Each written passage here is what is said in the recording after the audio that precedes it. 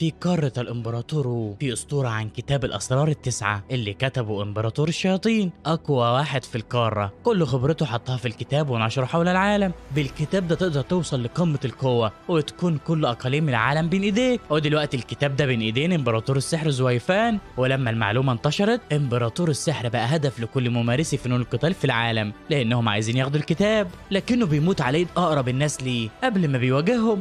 هو بيرجع في جسم شاب ضعيف مسحور ببنت عيلة ضعيفة، فبيقرر يستخدم قوة كتاب الأسرار التسعة علشان يقوي نفسه من تاني ويخلي العيلة دي أقوى عيلة في العالم علشان يرجع ويخلص على الأباطرة السبعة. بنبدأ وبنشوف تلميذ إمبراطور السحر تشينج بيقول له كل حراس الجبل اتقتلوا، باين كده ان الاباطره السبعه في الطريق. بس زويفان قال له ما تقلقش، مفيش حد فيهم يقدر يقف قدامي، ما كنتش متوقع انهم يهزموا قواتي، بس انا هروح لهم بنفسي. بعدها بيطلع وبيلاقي قوات كتير بيطلبوا منه يسلم الكتاب، لكنه قال لهم ازاي مجرد حشرات يتجرأوا يطلبوا مني الطلب ده. او في الوقت ده وصل الاباطره السبعه وقالوا له لو سلمت الكتاب هنرحمك، لكنه قال لهم انا رئيس الامبراطوريات الثمانيه، هو مش شايف حد قدامي، حتى لو كلكم مع بعض هخلص عليكم. لكن واحد منهم قال له انت مش شايف الموقف اللي انت فيه ولا فاكر مفيش حد اقوى منك؟ وواحد تاني قال له الكتاب ده ورث سابه الشيطان الامبراطور باسم الارض المقدسه. وفي الوقت ده تشينج قال له وضعنا صعب لان الامبراطور ده اقوى واحد في الارض المقدسه، بس زويفان قال لهم انا هخلص عليكم كلكم، مفيش حد يقدر يقف قدامي. لكن هنا الصدمه، تشينج غدر بيه وضربه بالسيف وقال له مفيش حاجه في ايدنا نعملها، لازم تستسلم. بس زويفان قال له ازاي تخني، ده انا مربيك من وانت حته لحمه حمراء. بس تشينج قال له لو انت فعلا معلمي كان زمانك علمتني معاك من كتاب الاسرار التسعه، لكنك منعتني ان اقراه حتى، بس التقنيه اللي خلصت عليك بيها انت اللي معلمهاني. فزويفان ضحك وقال لنفسه انا ربيتك من وانت صغير وعارف انك مش بتثق في حد، لكن ما كنتش اتوقع انك تخني. وقال لهم انا هدمر كتاب الاسرار التسعه معايا علشان ما حدش يقدر ياخده، وبلاقيه فجر نفسه ودمر الكتاب معاه، بس روحه نزلت في جسم واحد كان ميت في الغابه. فقال لنفسه ما كنتش متوقع انه اتولد في جسم طفل، وفجاه لقى ذئاب بتهجم عليه لكنه خلص عليهم. ولما جه يمشي لقى واحد بيقول له زوفان انقذني، فقال له نفسه الراجل ده بينادي على مين، اكيد يعرف صاحب الجسم ده قوته من الطبقه الثانيه هتفيدني لو خدتها. فراح سحب قوته بلمسه الامتصاص، وبعدها كان قاعد مع نفسه وبيقول في كتاب الاسرار لمسه الامتصاص تعتبر من ارقى التقنيات الشيطانيه، لانها بتاخد روح وقوه اللي قدامك علشان ترفع بيها قوتك، لكن لازم تثقلها كويس علشان الروح ما ترفضكش، وعلشان كده لازم تحضر الطاقه قبل ما تمتصها بالكامل. بعدها بالليل خلص ثقل في الصبح، ولما جرب قوته كان قادر يدمر حجر ضخم بضربه واحده. بعدها ضحك وقال قريب قوي هنتقم من الاباطره السبعه وخلص عليهم اول ما رجع للارض المقدسه. وبنعرف انه طور الجسم اللي فيه من الطبقه 0 للطبقه ال5. فقال لنفسه باين كده هاخد شويه وقت علشان ارجع الارض المقدسه، لكنه لقى قتال بين عيلتين في الطريق. هو شاف واحد اسمه لين زعيم حرس عيله ليو بيقولوا عيله سون انتوا طلعتوا خاينين، بس جيا خادم عيله سون قال له انا نصحتك ما تتدخلش، لكن البنت اللي مع لين قالت له عارفين انك حامي عيله سون بقالك كتير جدا، لكن احنا مش هنستسلم حتى لو هنموت هنا. فزوفان قال لنفسه باين كده ان عيله ليو حصل لها مشكله واللي قدامهم دول قطاع طرق، بس وانا مالي، ايه علاقتي بالعيله دي اصلا علشان اقلق عليها، لازم امشي من هنا. لكن هو ماشي بليه بدا قلبه يتالم وقال له نفسه انا متاكد ان قلبي وجعني اول ما بعدت عن البنت اللي من عيله ليو، اكيد ده سحر القلب، اللي بيتعرض للسحر ده كانه اتصاب بلعنه لانه صعب يتكسر، لكنه بيجبر الشخص انه يمشي ورا قلبه ولو ما عملش كده بيموت. بس انا مش عارف ايه نوع سحر القلب اللي الواد ده اتعرض له. فبيفتكر لما كان صغير انه من عيله ليو وكان عايز يبقى حارس زي ابوه، فابوه قال له انه لسه صغير بس هو هيساعده يتعلم ويبقى اقوى. بس لما جه قطاع الطرق هو اتصاب وطلب من السيده بتاعته تهرب، وقال انا كهربت نفسي بسبب ضعفها بس ما قدرتش احمي عيله ليو. فزوفان قال لنفسه باين كده ان اصراره علشان يحمي عيله ليو والسيده تشينج هم سبب سحر القلب، بس انا كده هبقى عبد للشروط دي بقى حياتي، احسن اموت بدل ما اعيش الحياه دي. ازاي انا امبراطور السحر اكون خادم لوحده؟ فتعصب وقطع الشجره، وعيله سون حسوا بوجوده، ولانسا شينج قالت اكيد الدعم وصل، لكنها اتصدمت لما لقت زوفان داخل عليهم وقالت انا كنت فاكراك مت، بس هو لاحظ ان اضعف واحد في قطاع الطرق في الطبقه السادسه واكبر واحد عنده تشي فيهم هو جيا، ولو دخل في قتال هيكون في مخاطره كبيره، بس هو قرر يتحداهم. ولانسا تشينج قالت له يمشي وطلب من جيا يسيبه، لكن في الوقت ده واحد من اللي مع جيا راح يهجم عليه وكان في الطبقه السابعه وقوي جدا، لكن زوفان قدر ياخد السيف منه ويخلص عليه، وبعدها جرى على السيده واخوها الصغير وخدهم وهرب، ولين فضل محاصر وسط قوات جيا. فجيا اتعصب ان خطته اتدمرت وكان عايز يخلص عليه، بس السيده تشين كانت بتطلب من زوفان يسيبها لانه ما ينفعش تسيب حراس عيله ليو ويهربوا. فزوفان رماها على الارض وقال لها لو عايزه ترجعي ارجعي، بس انت هتقدري تهزمي قطاع الطرق، لو مش عايزه تموتي يبقى لازم تهربي. فاخوها الصغير اتعصب وقال له انت ازاي تكلم اسيادك كده؟ فزوفان ضربه، والسيده تشين قالت له انت كبرت الموضوع ليه؟ فقال لها دي مجرد قرصه ودن احسن ما يموت على ايدهم، وسالها عن مكان قريب يستخبوا فيه، فقالت له في حقول قريبه من هنا بس ما فيهاش مكان متداري، وفي غابه ضبابيه عند جبل الرياح السوداء، بس اكيد قطاع الطرق عارفين المكان ده كويس قوي. لكن زوفان قال لها ما فيش مشكله يلا نروح لهناك. لكنها قالت لنفسها اول ما الموقف ده يعدي انا هحاسبك على اللي بتعمله. هو بعدها بيوصلوا للغابه الضبابيه، وهي قالت رئيس الجبل السوداء قوي جدا، بس ما كانش في اي خلافات بينا من فتره، مش عارفه ليه قطاع الطرق هجموا علينا. المهم انت خد اخويا الصغير وانا هروح اعطل قطاع الطرق. لكنه قال لها مش هاخد حد، ما اعرفش المكان هنا كويس ومش هكون عارف احميه الا لو جيتي معايا، انما لو مشيتي هخلص عليه بنفسي، لكنك هتبقى بتنتحري قدامهم بعد ما خاطرت بحياتي علشان انقذك، ولان حياتك مهمه عندي احنا هندمر قطاع الطرق وعيله سون هنا، ايه رايك؟ لكنها اتصدمت وقالت له هو انت عبيط ولا ايه؟ عايز تخلص عليهم لوحدك؟ دول عندهم محاربي تشي كتير قوي، لو فاكر انك هتقدر توقفهم يبقى بتضحك على نفسك. لكنه قال لها هقدر اوقفهم، مفيش حد يقف قدامي، اعتمد عليا ولو مش واثقه فيا ممكن نتراهن، انا عايز حجر الروح اللي في ايدك وهقدر اخلص عليهم. فادت له حجر الروح وقالت له انت خدت كنز عيلتي، فلو كدبت عليا مش هرحمك، وسابها ومشي. فاخوها قال لها لازم تعاقبيه، ده مش بيحترمنا، بس قالت له لكن على الاقل انقذنا، وكانت حاسه ان الزوفان اتغير. بعدها بنلاقي فان فتح بوابات الاشباح التسعه وخفض ضباب في المكان كله، فتشينج استغربت وقالت له هو انت اللي عملت كده؟ فقال لها هادي وعلمك التعويذه السحريه علشان تقدري تخلصي على اللي يقف قدامك. وبعدها كانت تشينج بتقول لنفسها قيمه المصفوفات في العالم ده اكبر من فنون القتال، والمصفوفه من المستوى الاول تبقى التقنيه السريه لعيله زونج مينج. المصفوفه دي غاليه قوي لكن مجرد عبد قدر يعملها. وبعدها هو قال لها قريب قوي هم هيموتوا، كل اللي عليك انك تستني هنا. بعدها بنلاقي جيا وقواته جايين وراهم للغابه، وطلب من لين يدلهم على الطريق لانهم ما يعرفوش جبل الضباب. بس في الوقت ده لقيوا فان قدامهم بيقول لهم اتاخرتوا ليه، انا كنت مستنيكم من بدري. فجيا امرهم انهم يخلصوا عليه، بس فان قال له السيده واخوها اتصابوا بالشلل وانا شايلهم. فجيا وقف الهجوم عليه وساله ان كان بيتكلم بجد. ففان قال له ايه رايك نعمل صفقه، انا هسلمك الاثنين دول وانت تضمن لي مستقبلي. بس جيا قال له انت ايه اللي يخليك تخونهم؟ لكن فان ضحك وقال له قول لنفسك ايه اللي خليك تخونهم؟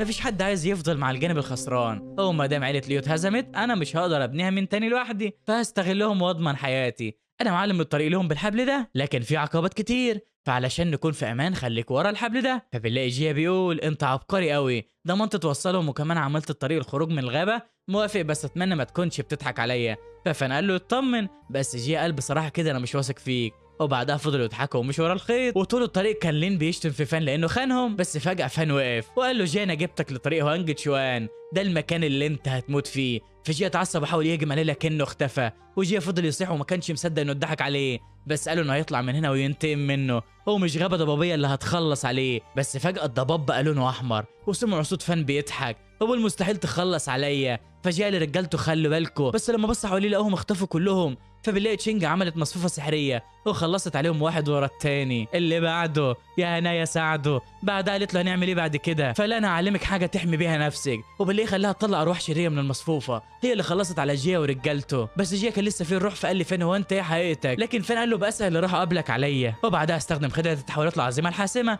علشان يمتص الارواح الشريره وارواح اللي خلص عليهم، وقدر يعدي المستوى السابع والثامن والتاسع ويوصل لذروه عالم التاسيس. وبعدها لنفسه لازم اخترق طبقات بسرعه علشان اكبر من انجازاتي في المستقبل، وكان حاسس ان الاختراق المره دي احسن من المره اللي فاتت، وقرر يتدرب على فنون القتال بعد ما اخترق. لكن تشينج جات له وقالت له هو انت رحت فين؟ وليه المصفوفه خرجت عن السيطره فجاه؟ فحور وقال لها ممكن لان الاحجار الروحيه كانت قليله، بس انا رحت اشوف قطاع الطرق ولقيتهم ماتوا كلهم. فلين اعتذر له وقال له انا ما كنتش عارف انك بتحاول تخدعهم، ويا ريت تسامحني وانا مستعد لاي حاجه انت عايزها حتى لو هتقتلني. فبيقول فن لنفسه الخادم ده مخلص قوي، لو شينج كان عنده نص الولاء ده ما كنتش هبقى في الوضع اللي انا فيه. فقال له انت كبير الحرس وانا مجرد عبد، ما ينفعش تعتذر لي، احنا خلصنا عليهم بالمصفوفات السحريه بتاعت شينج وانا متاكد انها محتاجاك علشان تحميها. فلين فرح ان تشينج عارفه المصفوفات السحريه، وبكده مستقبل العيله بقى في امان. بعدها فان سأل عن اللي هيعملوه، فلين قال له احنا كنا بنحميها علشان نطلب مساعده، زي ما انت عارف هي هتتجوز من عيله تاي. فقال لنفسه عيله تاي اكبر عيله في القريه، ولو الشاب اللي هتجوزها مات كده انا هرتاح، ولو قدرت اخلص على اشباح العقل ساعتها هكون حر من سحر القلب. فقرر يروح معاهم لعيله تاي. بعدها بنلاقي واحد بيسال عن قطاع الطرق،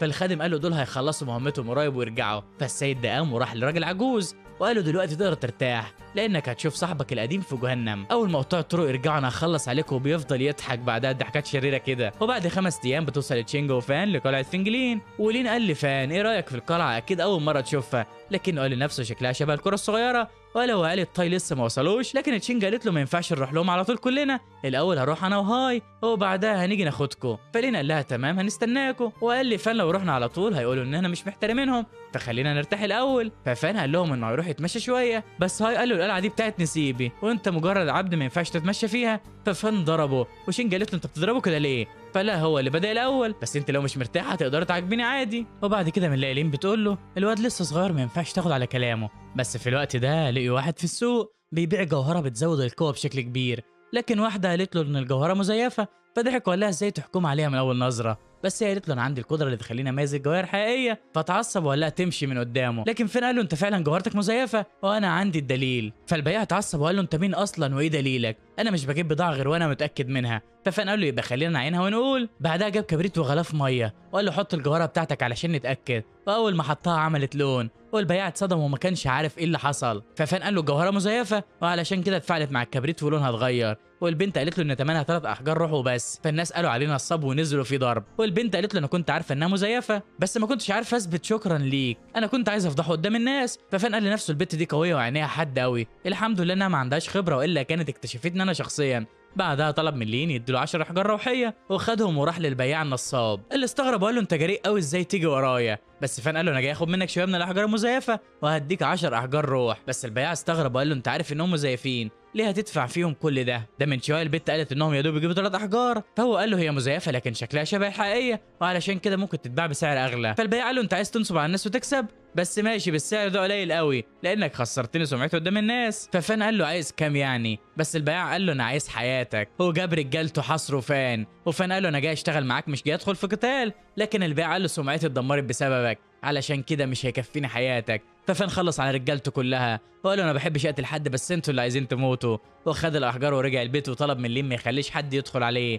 وفحص الاحجار واكتشف انها دماء روحيه، ودي احجار نادره جدا بتجمع اكتر من 1000 نوع من الاحجار النقيه وفيها جوهره الشمس والقمر والين واليان كمان. بكده دي غاليه قوي بالنسبه للسحر ده غير انها نادره جدا. وفي كتاب الاسرار التسعه الدماء الروحيه ممكن تتثقل وتبقى دماء مقدسه، ودي لما بتنضج مفيش حد يقدر يقف قدامها حتى الاباطره نفسهم. فانا لو كان معايا الدماء المقدسه في حياتي السابقه ما كانش كل ده حصل. بس بيقرر يجرب وقال لنفسه مش مهم اللي فات، ده حتى الامبراطور الشيطاني ما كانش محظوظ الحظ بتاعي دلوقتي، وحط دمه على دماء الروح لان اللي عايز يسكل الدماء المقدسه لازم يحط دمه عليها وبيخليها تتحد مع روحه. بس فان نزف دم كتير وكان هيغمى عليه، لكن قال مش هيجيلي فرصه زي كده تاني مستحيل تتكرر. بس بدا يفقد وعيه، فلو انا المفروض اوقف اللي بعمله دلوقتي ايه فايده الاحجار الروحيه لو موت؟ بس بيفتكر الاباطره وهم محاصرينه هو تلميذه اللي خانه، فقال انا لازم اكمل علشان انتقم منهم، انا امبراطور السحر وكل اللي خسرته هرجعه. ونجح فعلا انه يدمجها بروحه، وبعدها استخدم خدعه التحولات العظيمه الحاسمه وبدا يسكلها. وقال لنفسه دلوقتي بعد ما خدت الدماء المقدسه بقيت قادر اعمل الدماء الروحيه بكل سهوله، وجه وقت التدريب على فنون القتال. بعدها بيطلع للين اللي كان مرهق وهو واقف وقال له اتاخرت ليه؟ عيله طيب بعتوا حد ياخدنا. فبيستغرب فان وبيقول له هو انت واقف بقالك 10 ايام؟ فقال له اه علشان ما حدش يدخلك. ففان فرح باخلاصه، ولين قال له يلا بينا علشان هم مستنيينا. بس فان قال له يعني مش هتسالني بعمل ايه كل ده؟ فلين قال له دي حاجه تخصك وانا ماليش دعوه بيها، لو كنت عايز تقول لي كان زمانك حكيت. وفان قال لنفسه بيثق فيه ثقه عمياء، انا عمري ما شفت حد زيه لما كنت من الاباطره. بعدها بيروحوا البيت عيله طاي، بس الحراس قالوا لهم يعرفوه عن نفسهم. فلين قال لهم انا قائد الحرس وده كبير الخدم. فبيستغرب فان وبيقول لنفسه وانا من امتى بقيت كبير الخدم؟ في الوقت ده لين قال له الخدم اللي قلنا كانوا بيقولوا عليك كبير الخدم، باين كده انك اترقيت، ابسط يا عم. بس فان قال لنفسه ازاي امبراطور السحر يبقى كبير خدم؟ لكن الحراس في الوقت ده استقلوا منهم وقالوا عليهم شحاتين. فلين تعصب بس فان سحبه ودخله لجوه، وقال لنفسه اكيد تصرفاتهم جايه من تصرفات اسيادهم، ولو معاملتهم كده يبقى احنا مش هنقدر نعتمد على العيله دي. هو فعلا لما دخل لقوهم حاطين تشينج وهاي في كوخ. فلين تعصب وقال ازاي يتعاملوا معاهم بالوقاحه دي، ولما دخلوا ما لقوش غير هاي لان تشينج راحت تترجى رئيس العيله يساعدهم. ففان اتعصب وقال تصرفاتهم باينه قوي، ازاي تروح تترجى وتذل نفسها؟ فخد هاي علشان يوريه مكان اخته، وكان عايز ينتقم من عيله تاي علشان بوظوا الخطه بتاعته. وفي الوقت ده شينج كانت شغاله تنادي على شياو ابن كبير العيله وخطيبها، لكنه قال لها العلاقه اللي بينا انتهت، دلوقتي خطيبتي تبقى وكانوا بيطردوها. فقالت له انا ما طلبتش منك انك تكمل في علاقتنا، بس انا عايزاك تطلب من ابوك يساعد عيلتنا. لكن شياو قال لها انا ماليش دعوه، روح قولي له بنفسك. بس شينج حاولت تفكره بايام طفولتهم والصداقه اللي كانت بينهم، فشتمها وضربتها بالقلم وقالت لها ان شياو بتاعها لوحدها، وقالت له لو شفتك قريب منها تاني انا مش هسامحك. فلا ما تقلقيش انا مش شايف اي بنت غيرك. في الوقت ده تشينج قعدت تبكي وكانت خايفه على اللي هيحصل في عيلتها، لكن فان جه وضرب شياو بالقلم على اهانتهم ليها. فشياو قال له انت مين؟ وكان مصدوم من سرعته لانه يعتبر من عباقرة الجيل بتاعه، وفان كده في السن ده لكنه ما قدرش يتفاداه. وفان قال لنفسه انا شفت ناس كتير بتعاني في حياتي اللي فاتت، لكني مش قادر استحمل دموع تشينج وانها تهين نفسها، اكيد ده علشان سحر القلب، كده انا لازم اساعد عيلتها. فمسح لها دموعها وخدها ومشي. بس هو قالت له انت جيت ضربتني وكمان عايز تمشي بالسهوله كده؟ هو دخول حمام زي يخرجوا ولا ايه؟ انتوا لازم تفضلوا تعتذروا ليا لغايه ما اعطف عليكم واسامحكم. فقالت لها ما تشوفيش نفسك قوي كده، بس شياو قال لها اسمعي الكلام والا مش هتطلعوا من هنا. فلين اتعصب، بس شينج طلبت منهم يعملوا اللي هم عايزينه لانهم هددوها باخوها، لكن فان اتعصب وضربهم هما الاثنين، وقالت كده انتوا مهما عملتوا انا مش هسيبكم تطلعوا من هنا. فاداها في وشها برجله وقال لها عايزين اعتذر ليكي انت بتحلمي. بس في الوقت ده جه كبير العيله وكان شياو هيشتكي له من اللي بيحصل، بس فان قال له انت متدرب في عالم العظام التقيله. فاتصدم وقال لنفسه ازاي ده اول ما شافني عرف مستوايا. وفان عرف نفسه انه كبير الخدم. فكبير عيله طاي قال لنفسه ما كنتش متوقع ان كبير الخدم الجديد يكون صغير في السن كده، وكمان حواليه هاله غامضه، انا مستحمل اتورط مع ناس معرفش مستواهم الحقيقي. بس في الوقت ده وطلبت منه ينتقم منهم. فطاي قال لتشينج انا كنت كريم معاك واديتك كوخ تقعدي فيه، بس انت ما احترمتيش اللي انا عملته وعملتي مشاكل لعيلتي. بس فان قال له انت راجل كبير ما ينفعش تتكلم مع بنت بالطريقه دي، كلمني انا وما تقولش انك كنت بتساعد عيله لو، انت كنت بتستغلهم علشان تكسب فلوس، ولما لقيت المكسب هيختفي فسخت خطوبتهم مع بعض. فطاي قال له وقاحتك دي مش هتخليني احترمكم، انا هضرب كل واحد فيكم ضربتين واللي يستحمل هيسيبه يعيش. بس لين قال له هو انت عايز تخلص علينا؟ ازاي نستحمل ضربه من واحد في المستوى التاسع من عالم العظام الثقيله؟ وشينج طلبت منه ما يقربش من هاي لانه عيل صغير، بس فان قال له ابدا بيا وهجم على طاي. بس طاي صد هجومه وقال له انت ممكن تكون محظوظ وتعيش لكن هم لا. بس فان ضحك وقال له انا بعتمد على قوتي مش الحظ. هو فعلا طاي اتجرح في ايده من الهجوم، وشياو كمان كان شغال يكح وينزل دم. ففان قال له انا حابب اقول لك ان اقدر اخلص على ابنك دلوقتي. فطاي قال له مصدقك خلاص سيبه. ففان قال له انت دلوقتي ممكن تكون استقلت بيا لكن استناني في المستقبل انا هوريك نفسي. واخد اصحابه ومشيوا. بس هو قالت لطاي سبتهم يمشوا ليه؟ لكنه قال الواد ده هيكون خطر علينا في المستقبل لازم نخلص عليه. بس هو قالت له انت خفت على ابنك وسبته يمشي، لكن قالت سم مش بتخاف من حد وانا هجيب حقي بنفسي. بعدها فان وهو ماشي قال لتشينج هو انت عارفه العيله الملكيه والسبع اباطره؟ فاستغربوا انه بيسال عنهم، وهي قالت له قبل كده كنا في مدينه غوهوانج فما كانش ليه علاقه بيهم، بس دلوقتي طالما طلعنا من المدينه لو شفنا اي حد تبعهم لازم نبعد عنهم، لان عيله ليو كمان عيله طاي ما يجوش اي حاجه جنبهم لان عائلاتنا صغيره بالمقارنه بالسبع عائلات اللي في الامبراطوريه تيانو اللي ممكن يتقارنوا بالعيله الملكيه. السبع عائلات دول معاهم ارض وسلطه وفلوس اكتر من غيرهم. فبيتصدم لينو بيقول هو في عائلات قوتها شبه العائله الملكيه؟ فتشينج قالت له اراضي العائلات دول العائلات الملكيه ما يقدروش يقربوا منها. بس فان قال له عائله سون من ضمنهم، لكن لين قعد يضحك وقال لو منهم ما كانش السيده سمحت لك تضرب حد منهم. بس فان كرر نفس السؤال. فشينج قالت له انت عرفت المعلومات دي منين؟ فرد وقال لها علشان البنت اللي جوه قالت لي انها توريني قوه عيلتها. فاتصدمت وقالت له احنا لازم نرجع بسرعه ونعتذر لها قبل ما نبقى في مصيبه، لكنه قال لها مفيش فايده من الاعتذار دلوقتي لانها حكمت علينا بالموت. فبالليل هاي قال له طب هنعمل ايه يا فان؟ لكن فان استغرب وقال له هو انت مش كنت بتناديني بالعبد؟ ايه اللي هداك مره واحده؟ فرد وقال له علشان تأكست اختي واكيد هتنقذنا من الورطه دي، فمن دلوقتي هتبقى اخويا وابويا وكمان جوز اختي. بس اخته اتكسفت قوي من اللي بيقوله. بعدها فان قال هو في حد من العائلات السبعه في القلعه؟ فبترد شينجو بتقول له في مشرف حراس عيله غنيه جدا واسمه لونج. فقال لها يبقى يلا بينا نشوف مكان نبات فيه وبكره نروح نقابله علشان نتحالف معاه. وتاني يوم كانوا رايحين للعائله الملكيه السبعه.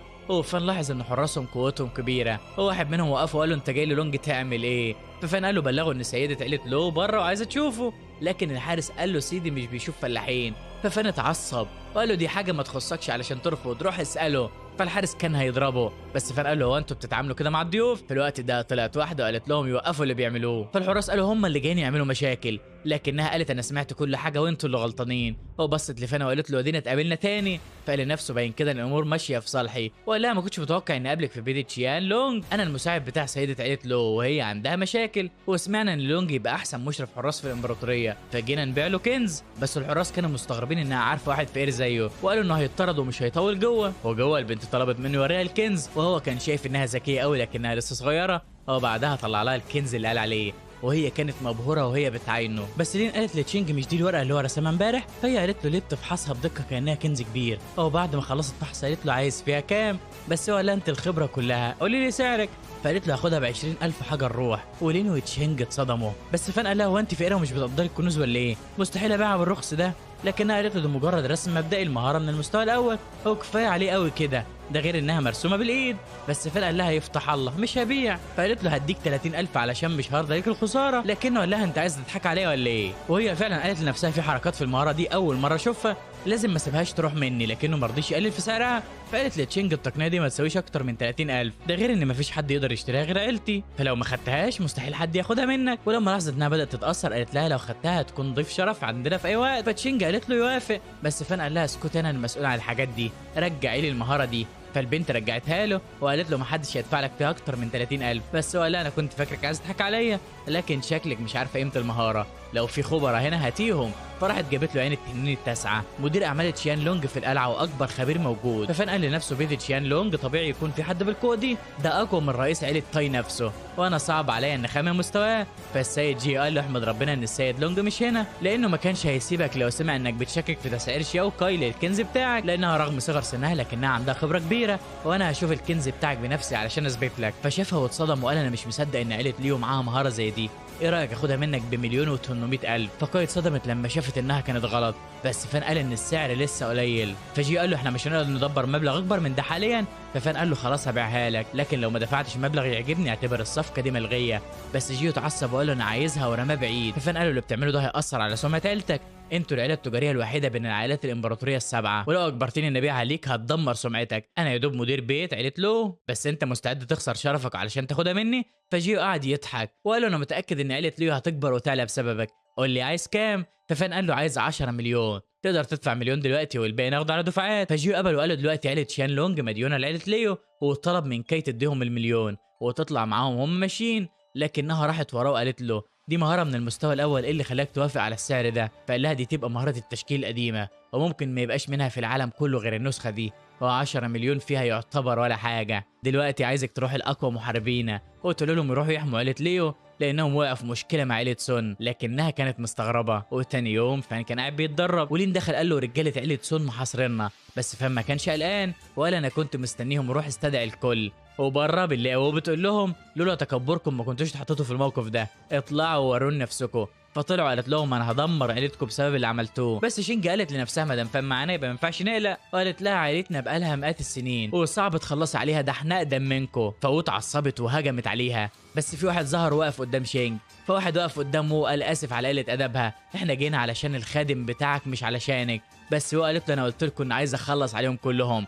بس شياو عمل مش سامعها وقال لو سلمتنا الخادم هنساعدك تطوري عيلتك وترجعي مجدها ونمشي في سلام. بس شينج رفضت تسلمه. فهو قال لها هو انت مش عارفه ان شيان تلميذ مينج غو ولا ايه؟ فاتصدم انه من العيله الملكيه. فبالله شينج مش عارفه تعمل ايه. بس فان قال له هو انت جاي تدخل في قتال معايا؟ فشيان قال له شكلك متكبر فعلا بس انا هخلص عليك. لكن فان اتفادى الهجوم بتاعه وعرف انه في المستوى السادس من عالم الاصلاح. وشيان استغرب انه مش خايف وكمان مستمتع بالقتال، ولقاه بيهجم عليه بسرعه كبيره بمهاره يد الحمم. هو قالت له خلي بالك لان طاي اتصاب بسبب المهاره دي، لكن هو كمان اتعصب وقال لنفسه انا مستحيل اقدر عليه، لو كنت عارف انه كده ما كنتش جيت، لان السحرة دايما بيدوروا على انهم قوه لنفسهم، وتدريب السحرة بيختلف عن التدريبات العاديه لانهم بيركزوا في الاساسيات وبس. فالقتال قدامهم صعب جدا كانك بتقاتل مجنون، علشان كده لازم اخلص عليه قبل ما يخلص عليا. فهجم عليه بكف اليسم البارد وقال له انا كده قفلت مسارات الطاقه ومش هتقدر تعمل حاجه. بس فان صدمه وهجم عليه بفنون قتال الدم الغامض. هو بعدها كان شغال ينزل دم من بقه. وشيانا قال له انا كنت مستغرب انك قدرت تهجم عليا، بس الظاهر انك استخدمت فن قتال انتحاري، ولو انت في مستواي كنت هتخلص عليا معاك، بس انت لسه ضعيف وانا هخلص عليك دلوقتي. بس شينجا ولين حاولوا يوقفوا لك انهم ما عرفوش، لكن في الوقت ده وصل جيو ومسك شيان وقال له انا جيت بامر من العم جيو علشان احمي عيله ليو، ولو عايزين تواجهوا حد منهم يبقى لازم تخلصوا عليا. فشيان اتصدم بس قال له خلي بالك احنا عددنا اكبر منك ومستحيل تحمي 4 لوحدك. لكن جي قال له انت مصاب ومش هتقدر تواجهني، وده غير انك مش قد مسؤوليه الحرب اللي هتحصل لو قربت مني. فشيان قال لنفسه في مشاكل كتير مع عيلتنا، هو كده كده هندخل في حرب، بس لو بدات دلوقتي العيله هتتدمر. لكن في الوقت ده فان هجم عليه وقال له هو المعلم بتاعك ما قالكش ان القتال بين الصحراء ما ينفعش تسرح فيه؟ فاتصدم وقال لنفسه ده كان بيموت، ازاي يضربني بالقوه والسرعه دي؟ ده اكيد خدعني. فطلب من جي ساعده، لكن فان خلص عليه وقال لي جي اللي كان خايف منه حصل، شكرا انك ساعدتنا لكن قول لي اللي بعتك مفيش داعي انه يبعت حد يحمينا. في الوقت ده جيو اول ما عرف اللي حصل اتعصب وقال ازاي عيل صغير يبوظ كل خطتي. بس كاي قالت له لكن دي مشكله عيله ليو احنا مالناش دعوه. لكنه قال لها هو انت عبيطه ولا ايه؟ مستحيل حد يصدق ان عيل صغير من عيله فقيره قتل واحد من العائلات الملكيه. وفي نفس الوقت جي شافه وهو موجود هناك، فجي قال اكيد هيفتكروا ان احنا اللي عملنا كده. وجيو قال الواد ده غريب قوي، انا قلت انه كان خلاص هيموت وما كانش بيتحرك، بس فجاه رجع بقوه اكبر بكتير من قوته، اكيد دي كانت خطته. بس كاي قالت له يعني كان مستني جي يظهر، لكن جي قال لها لا هو كان عايز يوقع بيننا وبين عيله سون، لان الحرب لو بدات بيننا هم هيكونوا في امان. بس كاي قالت هو مش خايف نهجم عليهم ولا ايه؟ فلا اكيد فكر في الموضوع ده، لكنه عارف ان اهم حاجه بالنسبه لنا السمعه، واحنا مفيش في ايدنا غير حاجتين، نهجم عليهم او نحميهم، وبعد ما بعلنا المهاره لازم نحميهم. ما كنتش اتخيل ان الطفل ده يبقى اخطر واحد اشوفه في حياتي. وفي الوقت ده فان كان متعصب وبقول انا زمان الكل كان بيبص لي كامبراطور، انما دلوقتي شايف نقاط ضعف اللي قدامي ومش قادر اقتله بسبب ضعفي. بس علشان اخلص من المشاكل لازم اشارك في القتال اللي هيكون بين العائلات السبعه لانهم هم اعدائي.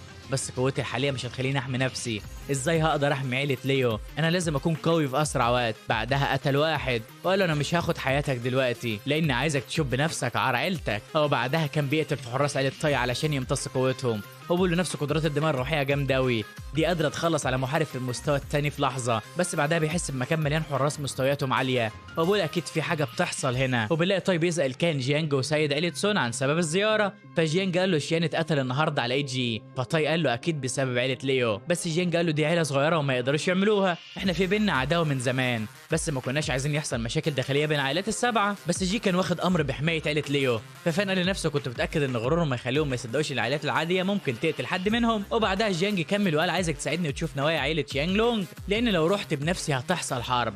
بس تاي اتصدم وقال له احنا ما نقدرش نقف قدامهم. فجيانج قال له انت فهمت غلط، انا مش هخليك تتصدى ليهم، انا عايزك ترخم على عيله ليو علشان تشوف رد فعلهم.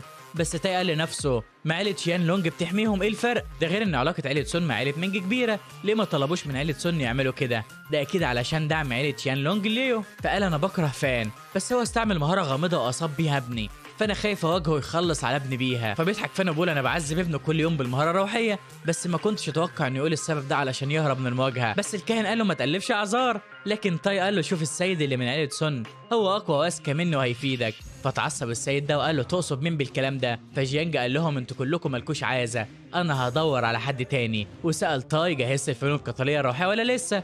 فقال له انا جهزتها بس المهاره دي مش موجوده غير مع عائلتنا. فالكاهن قال له انا مش هاخدها ببلاش، خد دي مهاره قتال روحيه من المستوى المتوسط اقوى من بتاعتك. ففان استغرب انه بدلها بمهاره من المستوى الاول وكان عنده فضول يعرف اللي بيخطط له. وبعدها سيد عيله سون سال الكاهن عن اللي هيتعامل مع عيله ليو. فجين قال له ده هيبقى واحد من عيله مينج، انا كنت بجهزه من زمان، هو في هاي فينج شان. هو فجاه هجم على الدم الروحي بتاع فان لكنه قدر يهرب منه. فتاي قال له هو ايه اللي حصل؟ بس الكاهن قال له مش عارف بس دي اكيد مهاره سحريه. بعدها الدماء رجعت لفان وقال الحمد لله انها سريعه والا كان زمانه مسكها، لاننا لما اندمجنا مع بعض بقينا روح واحده ولو ماتت هموت انا كمان. بس انا لازم اقوي نفسي بسرعه لان السلام ده مش هيدوم بمجرد ما هاي فينج شان يتدخل وساعتها عيله ليو هتكون في خطر. فاتدرب بالدماء الروحيه. هو بعدها قال لنفسه التدريب ده بيضاعف قدراتي، انا فضلت 10 ايام عشان اخترق للمستوى الثاني بس دلوقتي قدرت اخترق مستويين في لحظه. هاي فينج شان انا هخلص عليه بنفسي. بس بعدها لاحظ ان شينج على الباب عنده فقال لها هو انت بتعملي ايه هنا؟ وقال لنفسه لازم اركز شويه ده لو عدوي كان زماني ميت. وهي قالت انها كانت قلقانه عليه وهتمشي بعد ما اطمنت. ولين قالت دي كانت واقفه طول الليل، كلنا كنا قلقانين عليك بسبب اصابتك. بس في الوقت ده شينج اختفت فقلب فان بقى بيدق بسرعه وقال لنفسه ازاي انا امبراطور السحر شعور زي ده اتحكم فيها بسبب صاحب الجسد. بعدها قال لين يروح معاه البيت شان لونج وقال له ما تقلقش محدش هيقدر يجي جنبنا لانهم عرفوا انهم بيحمونا.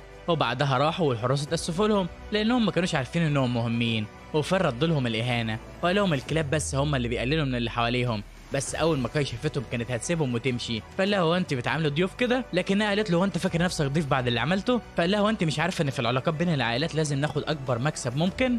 ازاي هتعيشي في العالم ده وانت متعصبه كده بسبب خدعه صغيره؟ ده جيو شكله ناضج اكتر منك مع انه عارف الخدعه بتاعتي، بس الاعتراف بالهزيمه ساعات بيكون انتصار لان كده مش هقدر اخدعه تاني بعدين. وطلب منها يتكلموا في الشغل بس جيو جه وقال له انه عايز يتكلم معاه. ففان قال له هتديني فرصه اتكلم؟ فقال له ده انا اللي عايز اتكلم معاك حتى لو مش عارف انت مين ولا عندك كام سنه، لكنك وحش عنده 1000 سنه ومستخبي وسط العيله دي. بعدها اتعصب وقال له ايه اللي جابك هنا؟ فقال له انا كنت بدور على مكان امان لعيله ليو فجيت اسالك. بس جيو قال له انا ايه اللي يخليني اساعدك؟ فقال له ببساطه لانكم مديونين لينا، ده غير اننا لما بنكون قريبين منكم هتراقبونا بسهوله. فبيتصدم جيو وبيقول لنفسه هو عارف ازاي اللي بنخطط له ده، احنا بنحاول نبقى محايدين وانا ما كنتش اعرف بالمشاكل اللي مع عيله مينج كده، عيله ليو ممكن تعمل حرب بيننا فلازم اراقبها. بس هو الواد ده جه منين؟ ده انا دخلت معارك بعدد شعر راسي لمئات السنين، ازاي اتخدع على ايد عيل زيه؟ في الوقت ده فان قال له علشان المشاكل اللي عملتها هقول لك على سر. في واحد من عيله مينج جه للقلعه لكنهم ما كانوش مصدقين وسالوه على دليل. ففان قال له ما عنديش دليل لكن الراجل ده قرع ومسمينه الكاهن جيانج. بس جيو اتعصب وقال قصدك جيانج فينج؟ فلما حس بقوته قال له هو انت في حاجه بينك وبينه ولا ايه؟ فجي قال له ده الراجل اللي خلاه يخسر عينه. وفان قال لنفسه انه ده في مصلحته. وجي قال له ما دام وصفته يبقى انا مصدقك، هجهز لك مكان على بعد 100 متر علشان تقعدوا فيه، بس انت شفت الراجل ده فين؟ فقال له عند عيله تاي لكن دلوقتي هو اكيد عند عيله سون. فجيو امر بجمع الشيوخ علشان جيانج ما يطلعش من القلعه، لان لو طلع من منطقته هيكون ملوش عازه. وبعدها شينج كانت فرحانه بالمكان اللي هيعيشوا فيه، وفان قال لين من النهارده مهمتنا ان نبني عيله ليو من تاني، وانت هتكون قائد الحرس، ايه رايك؟ بس لين قال له ازاي ده الحرس اللي موجودين هنا كلهم اقوى مني، انا يا دوب ممكن اكون واحد منهم. بس فان قال له ما تقلقش هيجي اليوم اللي تكون فيه اقوى منهم كلهم. لكن كاي جات له وقالت له باين كده انك بتخدع في اللي حواليك كمان، انت خادم مش جدع، قدرات ليه مش هتخليه قادر يعدي المستوى السادس مهما عمل، هو مستحيل يكون قائد للحراس بتوعنا، يا ريت تفضل في العيله الصغيره بتاعتك وطموحك ما تكبرش كتير. بس فان قال لها انها هتشوف، وهي قالت انتوا بتخدعوا نفسكم بالاحلام بتاعتكم، علشان تكبروا عيلتكم لازم تبقى معاكم قوه كبيره بقالها مئات السنين، مش علشان حامين عيلتكم هتحلموا تبقوا زينا، انتوا شويه فيران بالنسبه لنا. ففان ضحك وطلب من شينج حجر الروح وطلع فوق البيت واستخدم المصفوفه الدفاعيه من المستوى الثالث. بس جي استغرب انه عارفها لان دي بتاعت جيو. بعدها حاصرهم بهاله حمايه وطلع تنين من الارض. في الوقت ده جيانج اتصدم لما حس ان حد بيستخدم المصفوفه الدفاعيه الشيطانيه، وقال هو ده الشيطان القديم ولا ايه؟ مستحيل يكون رجع تاني. وجيو كمان اتصدم لما شاف الهاله وقال هي دي المصفوفه الدفاعيه بتاعتي؟ مستحيل لان المصفوفه دي اقوى بكتير من بتاعتي. وفي واحد كان بيقول لنفسه هو الكائن بدا الخطه قبل ميعادها ولا ايه؟ مستحيل يتهور ويعملها، بس يا ترى ايه اللي بيحصل؟ وبلاقي كاي خايف وبتساله بتعمل ايه، لكنه ما ردش عليها وقال لي شينج انا عملت مصفوفه من المستوى الثالث لكنها مش كفايه لحمايتك، علشان كده طورتها للمستوى الخامس وعايز احجار روح كمان. فجي وكاي اتصدموا لان العائلات الملكيه السبعه نفسهم الخبراء اللي معاهم عدد قليل منهم اللي يقدر يعمل مصفوفه من المستوى الخامس. فجي قال لنفسه هو متمرس من المستوى الخامس ولا ايه؟ وشينج قالت له انا ما سمحتلكش تستخدم الاحجار دي كلها، لكن علشان استخدمتهم علشان هسامحك، خلينا نمشي دلوقتي. بس كاي قالت لنفسها انا كنت فاكراه بتاع كلام وهو في المستوى الثاني لكنه طلع في المستوى الخامس. ازاي في واحد موهوب زيه في عيله صغيره؟ هو في الوقت ده جيو جه وسال مين اللي عمل المصفوفه، فقالوا له فان، لكنه اتصدم وقال المصفوفات دي بتحتاج سنين من التدريب، وانا يا دوب قادر اعمل مصفوفه من المستوى الثالث، ازاي هو يقدر يعمل واحده من المستوى الخامس؟ روحوا هاتوه بسرعه وعاملوه باحترام، انا عايز اتكلم معاه. ولما جاله كان بيقول له اقعد يا حبيبي عايز اتكلم معاك، فاتصدموا لانه ما بيقولش حبيبي غير اللي بيحترمه بس فان قال له هو انت عايزني ليه؟ وجي قال له انا راضي انك تناديني من غير لقب، بس قول لي ليه واحد في قوتك موجود في عيله صغيره زي دي؟ لو رضيت تنضم لعيلتي انا هديك منصب جامد قوي يليق بيك، ايه رايك؟ هديك منصب سلف العيله، وحتى لو شافك سيد العيله هيحترمك. بس كاي اتصدمت لان ده اعلى منصب في العيله وهو لسه صغير وما عندوش خبره. وفان قال لنفسه كنت متوقع ان ده يحصل بعد ما عملت المصفوفه، حتى لو قابلت الامبراطور نفسه هيعاملني بالاحترام. فقال له بس انا عندي شروط، وجي قال له كل شروطك مجابه. بس فان قال له عايز كاي تجيب لي شاي وتيجي تغسل لي رجلي، فتعصبت بس قال لها انا بهزر ما تقلقيش انا عندي كراش، طلباتي كلها لاخواتي من عيله ليو، انا عايزهم يعيشوا في سلام. بس جيو استغرب بانه ما طلبش حاجه لنفسه وقال له بوعدك طول ما هم في ارض عيلتنا هيبقوا تحت حمايتنا هم واجيالهم، من دلوقتي انت سلف العيله، هبلغ كل العيله بكده وهاخدك لمقر العيله الرئيسي. بس فان قال له بس انا مش موافق، فتعصب وقال له يعني كنت بتضحك عليا؟ لكنه قال له لو كنت طلبت مني من ربع ساعه كنت هوافق بنفس طلباتي. فساله عن السبب وهو قال السبب كلام كاي اللي قالته لي، علشان كده انا بعد 10 سنين هرجع بعيله ليو لهنا، بس ساعتها هتكونوا اقوى من العائلات السبعه كلهم. فجيو قال لها وانت قلت له ايه؟ وهي حكيت له كل حاجه، لكنه قال لها انا كذا مره اقول لك ما تتكبريش على حد، انت هنتي العيله دي اكتر من مره، وعلشان كده هو رفض ومشي.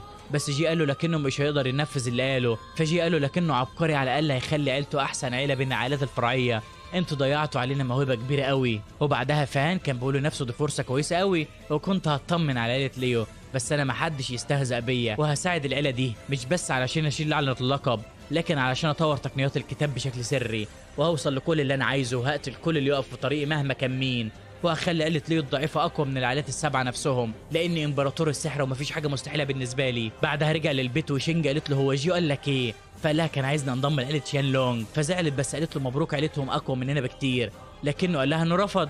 فاستغربوا لكنه قال لهم ده اختياري وانا مش مهم بالنسبه لي مصلحتي، لاني خادم للعيله دي وهخليها اقوى من عيله شيان لونج بعد 10 سنين. بعدها كان بيتحرك بالدماء الروحيه، وعيله تاي لاحظت ان حراسهم اختفوا، بس استغرب لما شاف واحده اتجرأت وواقفه في منطقه شيان لونج، ولما راقبها لقى معاها مجموعه جنود وهي رسمت لهم خريطه قصر شيان لونج بالحراس اللي فيه، بس الحراس كانوا خايفين يموتوا قبل ما يدخلوا القصر حتى، فقالت انها طلبت من واحد يساعدنا وهيشغل الحراس عننا واحنا هندخل القصر ونخلص على عيله ليو وناخد السيده الشابه. ففان اتصدم لما عرف انهم عايزين ياخدوا شينج، بس واحد قال لها هو اخوك اللي هيشغل الحراس ده هيقضي مصلحه، لان عيله شيان لونج من العائلات السبع ملكيه ولو غلطنا فيهم ممكن ما نعرفش نهرب. لكنها اتعصبت وقالت له انت كده بتغلط في الزعيم بتاعنا، احنا لازم ننتقم له حتى لو هنخسر حياتنا قصاد الانتقام ده. في الوقت ده فان قال دلوقتي جه دوري، بس بيكون في بنت صغيره شغاله تمدح فيها، فقالت لها انت بتجامليني، ابويا لو كان هنا كان عمل اكتر من كده، اتمنى ان اقدر اجيب دواء كف التنين علشان اعالجه، بس فان قال لها مين اللي قال لك ان الدواء ده هيجيب نتيجه؟ لكنها قالت له انت مين؟ فقال لها ما تقلقيش مني، انا عايزك تيجي معايا واوضح لك حاجه. لكنها قالت له عرفها بنفسه. فقال لها انه خادم عيله ليو، بس قالت له ما دام انت منهم يبقى هتموت، وهجمت عليه. لكنه قال لها قوتك من المستوى التاسع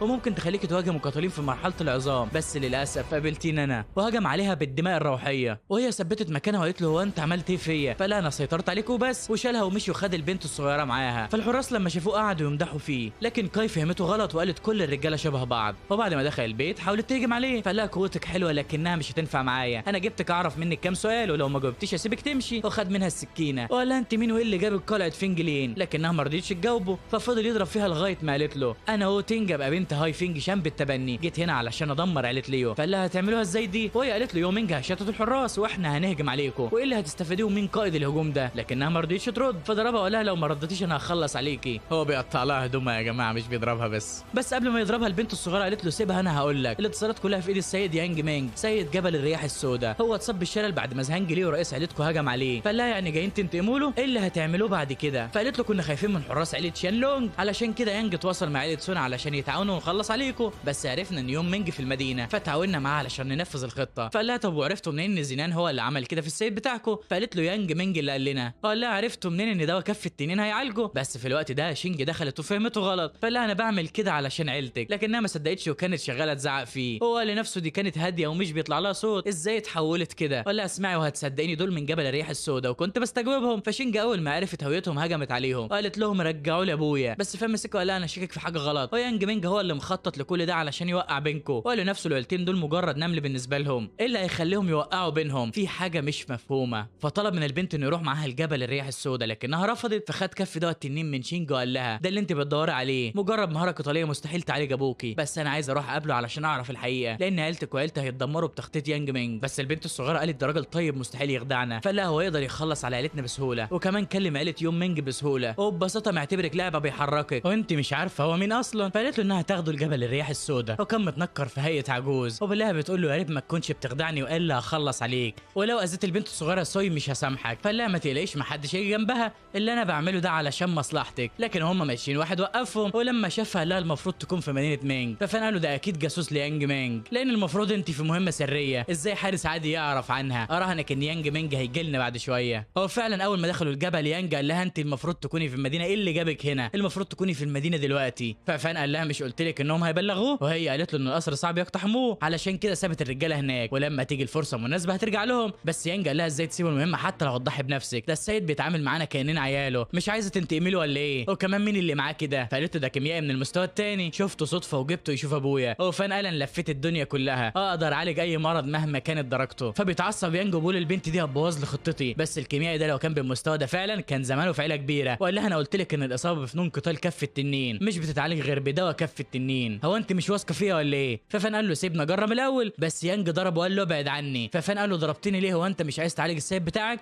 وازاي تضرب راجل كبير اصلا؟ انا مش هساعدكم لاني مش بتعامل مع ناس مش محترمه. فبيتعصب يانج، بس تينج قالت له انا اللي جبته هنا، ولو عايز تضربه يبقى لازم تواجهني. فقال لها ما دام انت مصممه يبقى ادخله، بس لو ما قدرش يعالجه هخلص عليه. فقالت لفان شفت هو مهتم بصحه والدي، مستحيل يكون عايز يأذيه. بس فان قال لها ما ينفعش تحكم على الناس من كلامهم، لازم تلاحظي افعالهم. بس هو في الاول ما سمحش لي ادخل علشان ما كانش عارف مستوايا، بس بعد ما ضربني واتاكد انه ضعيف شاف ان مش هقضي مصلحه، علشان كده سابني ادخل. ودلوقتي يلا نشوف ابوكي. بس قالت له انت مش كيميائي ليه عايز تشوفه؟ فقال لها انه عايز يتاكد من كام حاجه، وعايز اعرف خطه يانج الحقيقيه، المسرحيه بتاعتنا لسه ما خلصتش. ولما دخلوا يانج قال له لو حصل له حاجه انا هخلص عليك. واول ما فرح للسيد قال له ده ما فيهوش اي اصابات داخليه. فتينج قالت انا لازم اجريه، وقالت له امال ليه مش بيتحرك؟ فلا ابوك متاثر بجسم غريب في جسمه. في الوقت ده يانج مسك ورماه بعيد وقال له انت كذاب. وقال لتينج هو انت مخبيه عني حاجه ولا ايه؟ فقالت له لا بس اسالها عن خدمتها سوي. فقالت له طلبت منها تعمل حاجه، لكنه ما كانش مصدقها وضربها وقعها في حفره، ومسك فين كمان رماه بعيد. فقالت له انت بتعمل كده ليه؟ فقال لها انا ما كنتش مستريح من اول ما جيتي، بس باين كده انك بتشك فيا. انا عندي طموح عايز احققها، علشان كده لازم اخلص عليكي. ما كنتش اتوقع انك تجيبي كيميائي بالمستوى ده علشان يدمر خطتي. وفان كان عايز يكمل مسرحيه للاخر، لان تينج هي اللي غلطانه لانها وثقت في يانج. فقال له لو بينكم مشاكل حلوها مع بعض انا ايه ذنبي؟ بس يانج قال له انت دلوقتي حياتك بين ايدي، قول لي مين اللي قال لك على مرضه الحقيقي؟ بس فان قال له انا اللي شخصته بنفسي، لان في سم في جسمه وممكن يتعالج بشويه حبوب. فانج اتصدم انه عرف كل ده، وقال له انه لازم يخلص المهمه بنفسه وبعدها يرجع يقتلهم. ففان فضل يمثل عليه ويتوسل انه يخرجه، وبعد ما مشي قال لتينج انت شبه شينج قوي، لو خدته من خبره بعض هتفرق معاكم في المستقبل. بس تينج قالت له مش لما نطلع منها الاول، لكن فان قال لها ما تقلقيش انا مخطط لكل حاجه، هنطلع من الحفره دي بالليل،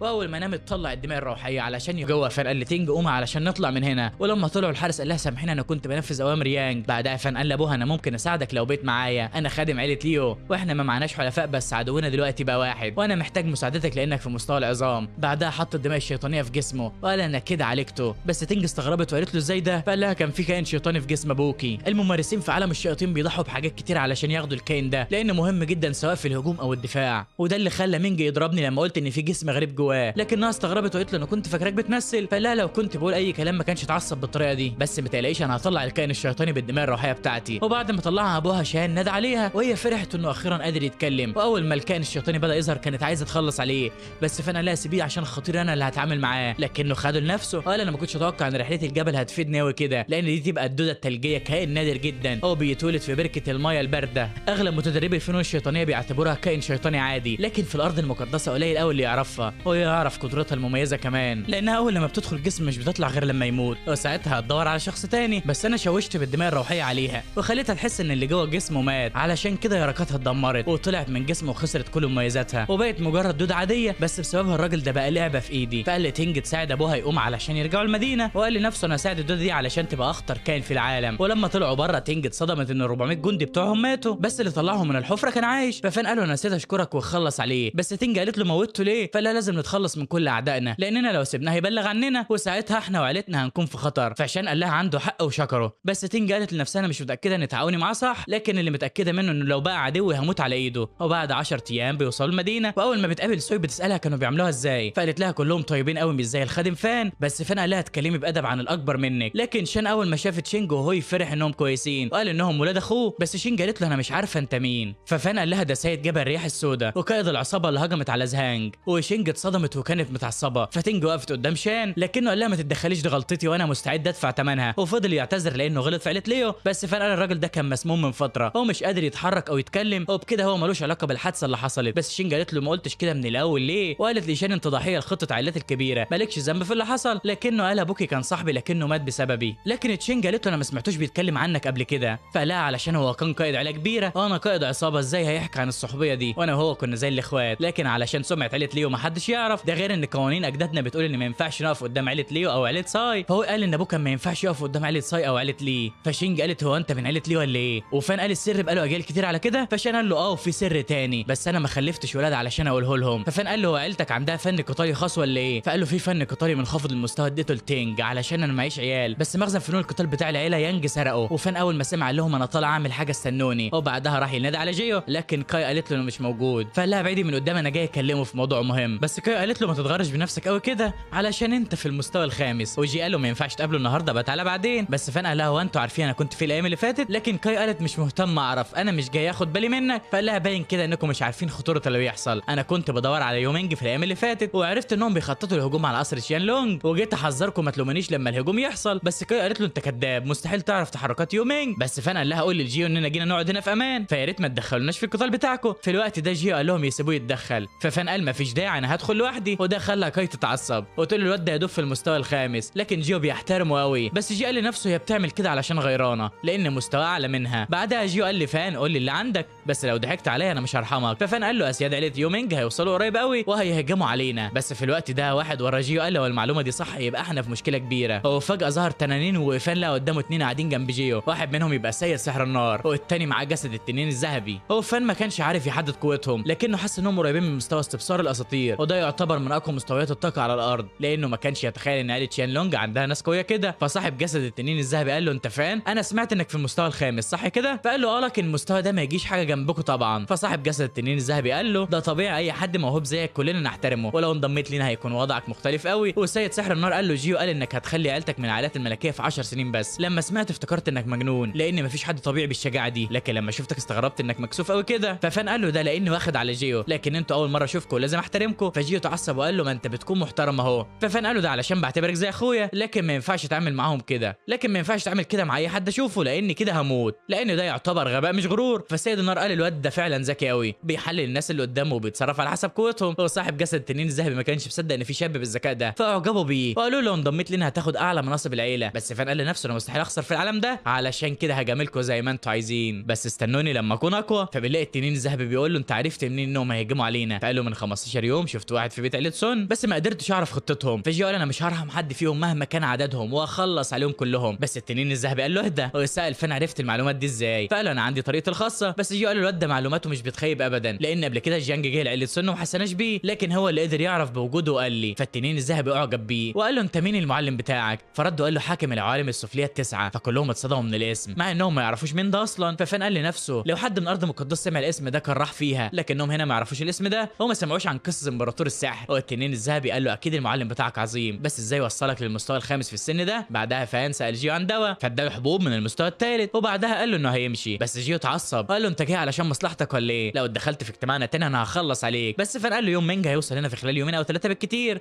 فيا ريت تجهز نفسك من دلوقتي. فسيد التنين قال له الواد ده ذكي قوي ومستقبله شكله جامد، اكيد المعلم بتاعه من اقوى الناس على الارض، لازم نحسن علاقتنا معاه لانه هيفيدنا قوي. بعدها فان رجع ادى الحبوب لشان علشان يستعيد مستواه، بس تنج اتصدمت لما عرفت انها حبوب من المستوى الثالث لانها بتساوي مئات الالاف من الاحجار، وعيلتها ما قدرتش توصل للارباح دي. فافتكرت ان عيله ليو غنيه. قالت سون بالله يانج راح لجيانج، بس جيانج قالت انت فضلت مستخبي عشرات السنين في الجبل ودي مجرد عمليه صغيره سيبها لتنج. لكن تيانج قال له حصل مشكله بيننا وما ينفعش اثق فيهم تاني. فجيانج عوره وقال له مشروع القمر المظلم متخطط له من كذا عيله بقاله عشرات السنين، لو غلطك بوظ كل ده انا هخليك تتمنى الموت. المهم هتبدا بعد 3 ايام ويلا روح شوف شغلك. هو ما تسيبش حد من عيله ليو عايش وخصوصا فان، مع ان هو اللي قتل، لكن عيله شان لونج كانت عامل في القتل، واللي يغلط مع عيله يومينج لازم يتدمر مهما كان مين. بعدها بنلاقي فان قاعد بيتدرب وبيقول لنفسه قربت اخترق للمستوى الثاني، بس للاسف الجسم ده مش هيستحمل اي اختراق تاني، انا لازم اخد موارد عيله جبل الرياح السوداء، بس ما ينفعش اطلع الدماء الروحيه دلوقتي علشان ما اتكشفش، خلينا اركز على التدريب للمعركه. بس فجاه حس بضغط كبير قوي، ولما طلع الضغط ده طالع من جيو، وقال ان جيانج مش هيكون ليه فرصه قدامه هو وسيد النار والتنين الذهبي. عيله شان لونج مصره على القتال رغم كل المخاطر، وبكده مستحيل الامور تتحل ودي مع عيله يوم مينج، او بكده عيله ليو هتفضل في امان. في الوقت ده شينج طلعت تسال عن اللي بيحصل، فقال لها تدخل بسرعه او بنلاقي جيانج وصل. فجي قال له ازاي تتجرأ وتيجي لغايه بيتي؟ فبرد جيانج بقول له في واحد من بيتك قتل حد من عيلتي هو جاي اخلص عليه، مفيش قانون يمنعني من القصاص. بس جي قال له بقيت شريف قوي، هو انت نسيت الفخ اللي عملته لي؟ هو عيني الذهبيه ذات الشعاع الارجواني اللي راحت بسببك. ففان قال لنفسه انا سمعت عن الاندي انها كانت مع واحد من اكبر الاباطره القدامى، والشعاع اللي بيطلع منها في برق الاساطير بيقدر يدمر اي حد فورا. ما كنتش متوقع ان القوه دي تظهر في مستويات قليله قوي كده، انك تفقدها اسوأ بكتير من انك تخسر عيلتك كلها قدام عينك، وعلشان كده هو بيكره جيانج. لو كانت لسه موجوده كان زماني حطيت خطه علشان اخدها، بس للاسف. فبلاقي جيانج بيضحك وبقول له انت بعد ما كنت من اقوى اعضاء العيله بسبب العين الذهبيه دلوقتي بقيت اقل واحد فيهم. انا زعلت قوي ان اقوى شيخ في الشيوخ التسعه وقع بالطريقه دي. فبيتعصب جيو وبيهجم عليه بمخلب التنين وبقول له انا هاخد حقي منك النهارده. بس جيانج كتف التنين بسلاسل الحجم وقال له انت لما كان معاك العين كنت زي التنين، بس دلوقتي انت بقيت زي الفرخه. لكن جيو راح ومسكه من ايده. فالكاهن قال له انت فاكر المسكه ده هتقتلني ولا ايه؟ لكن قال له مين قال لك اني عايز اقتلك؟ فبالليل رماه ناحيه سيد النار والتنين الذهبي. فجيانج اتصدم انه عامل له فخ، بس رجالته حاولوا ينقذوه. فجيو طلع سيف التنين وقال اقتلوا انتوا جيانج وانا هخلص عليهم. فبنلاقي التنين الذهبي بيهجم عليه، لكن جيانج بيعمل انفجار وبيتصاب فيه التنين الذهبي. وبعدها جيانج بيقول ما كنتش متوقع ان العيله دي هتبعت شيخين بالقوه دي علشان يساعدوا جيو. ثاني التنين الذهبي والتنين الناري. فبلاقيه طلع الغراب الشيطاني، فبيتصدم فين وبيقول الغراب ده بيقدر يمتص كل الهجمات، بيبقى معاه سمات الهجمات دي، علشان كده قوته عظيمه قوي. بس للاسف هو في ايد جيانج،